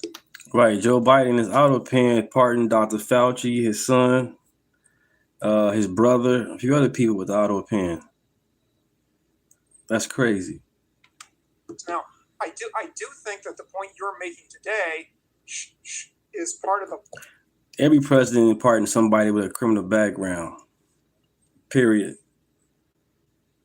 Fiscal every year. In the case of President Biden, it was Dr. O'Connor who affirmatively stated his fitness for office. The doctor is probably the most competent person to attest to the president's fitness for office. The doctor should be held accountable for stating in the affirmative that President Biden was fit for office. Thank you. Thank you, Mr. Chair. Thank you. Senator Cruz. Thank you, Mr. Chairman. The Biden administration may go down in history as the most brazen constitutional fraud in American history. A Potemkin presidency fronted by a failing puppet with staffers behind the scenes pulling the strings. This is not political hyperbole. The American people saw it with their own eyes during the June 2024 debate. Numerous times, Biden stood frozen behind the podium, mouth agape, eyes frozen and unblinking. When he did speak, his words were confused and disjointed. I said that night, this is the most consequential presidential debate in history because it will result in one of the two candidates being removed from the ballot. That was exactly right. And following that debate, the Democrats recognized the collapse. They pulled out their knives and took out President Biden like Caesar on the Ides of March. For all of their strutting about, protesting that they support democracy, not a one of them gave a damn about democracy when they pulled Biden off the ballot and dropped Kamala Harris in without a single Democrat. I joke. They did the same thing to Bernie Sanders. Made him drop down and propped up Hillary. Primary voter voting for him. And you So know much what? for democracy. Not a single Democrat is here today because not a single one of them gives a damn about the fact that they lied to the American people for 4 years. They knew. Every one of them knew that Joe Biden was mentally not competent to do the job. The White House press secretary, she knew when she stood in front of the American people and lied over and over and over again. And they're not here because they can't defend themselves. It wasn't a surprise. For 4 years, the White House hid President Biden from Republican senators. Would not let him meet with us. He served 40 years in this body. We all know him. And they deliberately lied. And by the way, Jake Tapper had a bombshell book exposing the incredible scandal that Biden's mental decline was covered up by Jake Tapper. And Jean Pierre. Word chutzpah. And Jean Pierre. Her ass. Chutzpah. How dare we lie and cover up what we been asked literally 1,000 times by Texans who was running the country. And I'm going to give you the most terrifying answer. I don't know. Yeah. I genuinely don't know. And not a single Democrat here How you doing, Adam? cares. See, I'm a house nigga. Okay. Most telling proof I got a house. of Biden's decline It's nice. is the signature of the president, the symbol of executive authority that was outsourced to a machine. Mr. Wold, you're a lawyer who served in the White House counsel's office. You understand the gravity of presidential action. Does the president's signature carry legal and constitutional weight under Article 2? Yes. Is the act of signing an executive order or signing a law or granting a pardon a delegable duty of the president? So in that opinion in 2005 from OLC, they said essentially that an auto pen could be used by a subordinate, but the president's determination as to sign the document can never be delegated.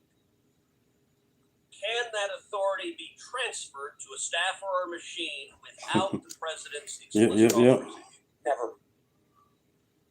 And if you look at the statistics are stunning. In 2021, President Biden issued 78 executive orders. None were signed with an auto pen. That first year of the presidency, Biden, I suppose, was relatively lucid. And 78 executive orders he signed by hand. The second year, however, we see the auto pen emerge. The first auto pen executive order was issued on July 15th, 2022. After that day, 100% of the executive orders issued in 2022 were signed by an auto pen. In 2023, Oh, Biden yeah. issued Appreciate it. 24 MAGA all day. executive orders. 16 were auto penned. In 2024, Biden Even when Trump issued leaves, I'm 19, going to still be MAGA. 14 I'm an American. were auto penned. In American 2025, first. Biden issued 14 Common executive sense. orders. Every single one was auto penned. Mr. Wald, let me ask you as a legal matter, if there's a law that's passed both houses of Congress and it goes to the White House, and a staffer Yeah, Adam, auto-pens common sense, bro. signing that law without the president's authorization, is that law legally passed and signed into law? No. If an executive order is issued and a staffer auto-pens it without the president's authorization, is that executive order legally binding? No. And if a pardon is issued from the president of the United States and a staffer auto-pens it without Well, yeah, the that's what I'm saying. president's Vote for common authorization, is sense. that pardon legally binding? No. Under the Biden White House, the ceremonial song "Hail to the Chief" was effectively replaced with "Hail to the Pen." And it was an outright assault on democracy. And every reporter covering this ought to ask, why doesn't a Democrat care? We heard about the moral responsibilities of a staffer. How about an elected senator who knows damn well that if we get into a war and Iran is preparing to fire a nuclear weapon at the United States, that the commander-in-chief is busy playing with his jello and is not competent to defend ourselves? And every member of the cabinet, the chief of staff, lied about this on a daily basis with the press's complicity. They are all responsible for subverting democracy. Senator Cornyn. Professor Harrison, we've talked about the mechanics of the 25th Amendment, whereby an incapacitated president would be removed. But it strikes me that ultimately it happened, albeit not before the end of President Biden's full term. What we saw happen after the disastrous debate in the summer of 2024 is basically Tammy. an exercise of the powers of the 25th Amendment by the political elites in the Democratic Party to get President Biden not to run again and to substitute Kamala Harris for him as the Democratic nominee for president. So, Mr. Spicer, maybe the mechanics were a little bit different. Maybe the timing was not the same, but doesn't that demonstrate the capacity of the leadership of the Democratic Party, of the Biden family, of the Thank you, staff, thank you. MAGA, baby, all day. administration, Like to and be able subscribe. to convince the president that he no longer was capable of serving and needed to step down? Senator, the left and their friends in the media like to throw around terms like threats to democracy, constitutional crisis. And if we don't have confidence, Thank you guys being with me. It's been 3 hours. I'm gonna do one more video and then I'm gonna cut out. I'll be back soon. Thank you guys. Fine, one more video for you. folks to stand up here and use those phrases over and over again and then not have the desire to show up, to understand what's happening, to stand up at the time, as we discussed earlier, whether it was a staff or a cap.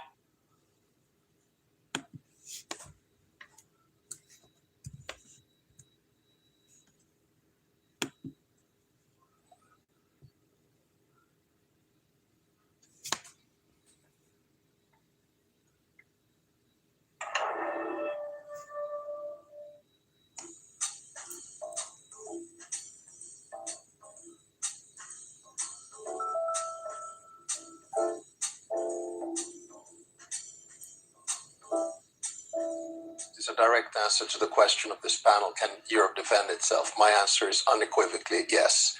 Without the Americans. Without the Americans, I mean, How? well, look. But you're relying on them for these key elements. How would you do it at scale and at duration and at intensity? With an assumption that the United States would cut off completely any kind of work. Yeah. Well, if we look at the defense composure of Europe by and large, in a country like Finland, so how do we do it? We have conscription. 1 million have done it. We can mobilize 280,000 soldiers within weeks.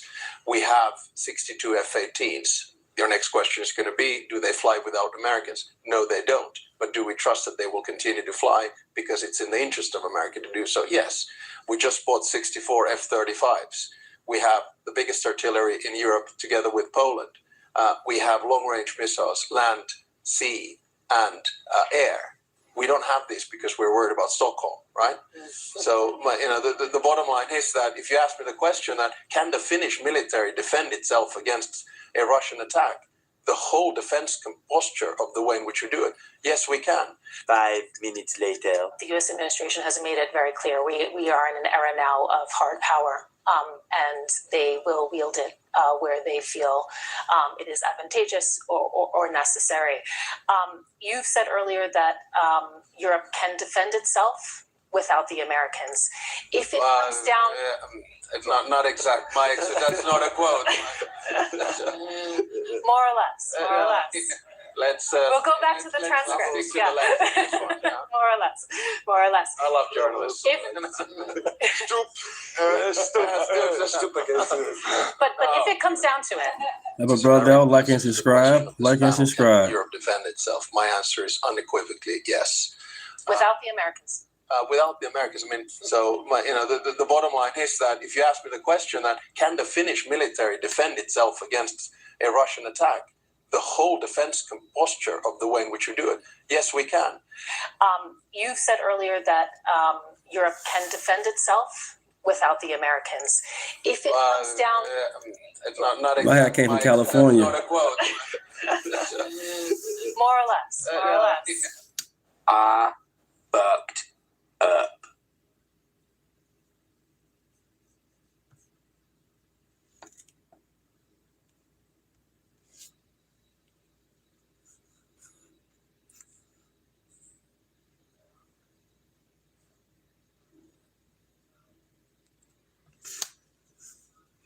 I'm going to end it with you guys. It's been 3 hours. I'll be back soon. Like and subscribe. Hit that notification. Stay subscribed to me. Sometimes you guys unsubscribe or YouTube doing it. I don't know. But thank you guys. I appreciate it. I'll be back.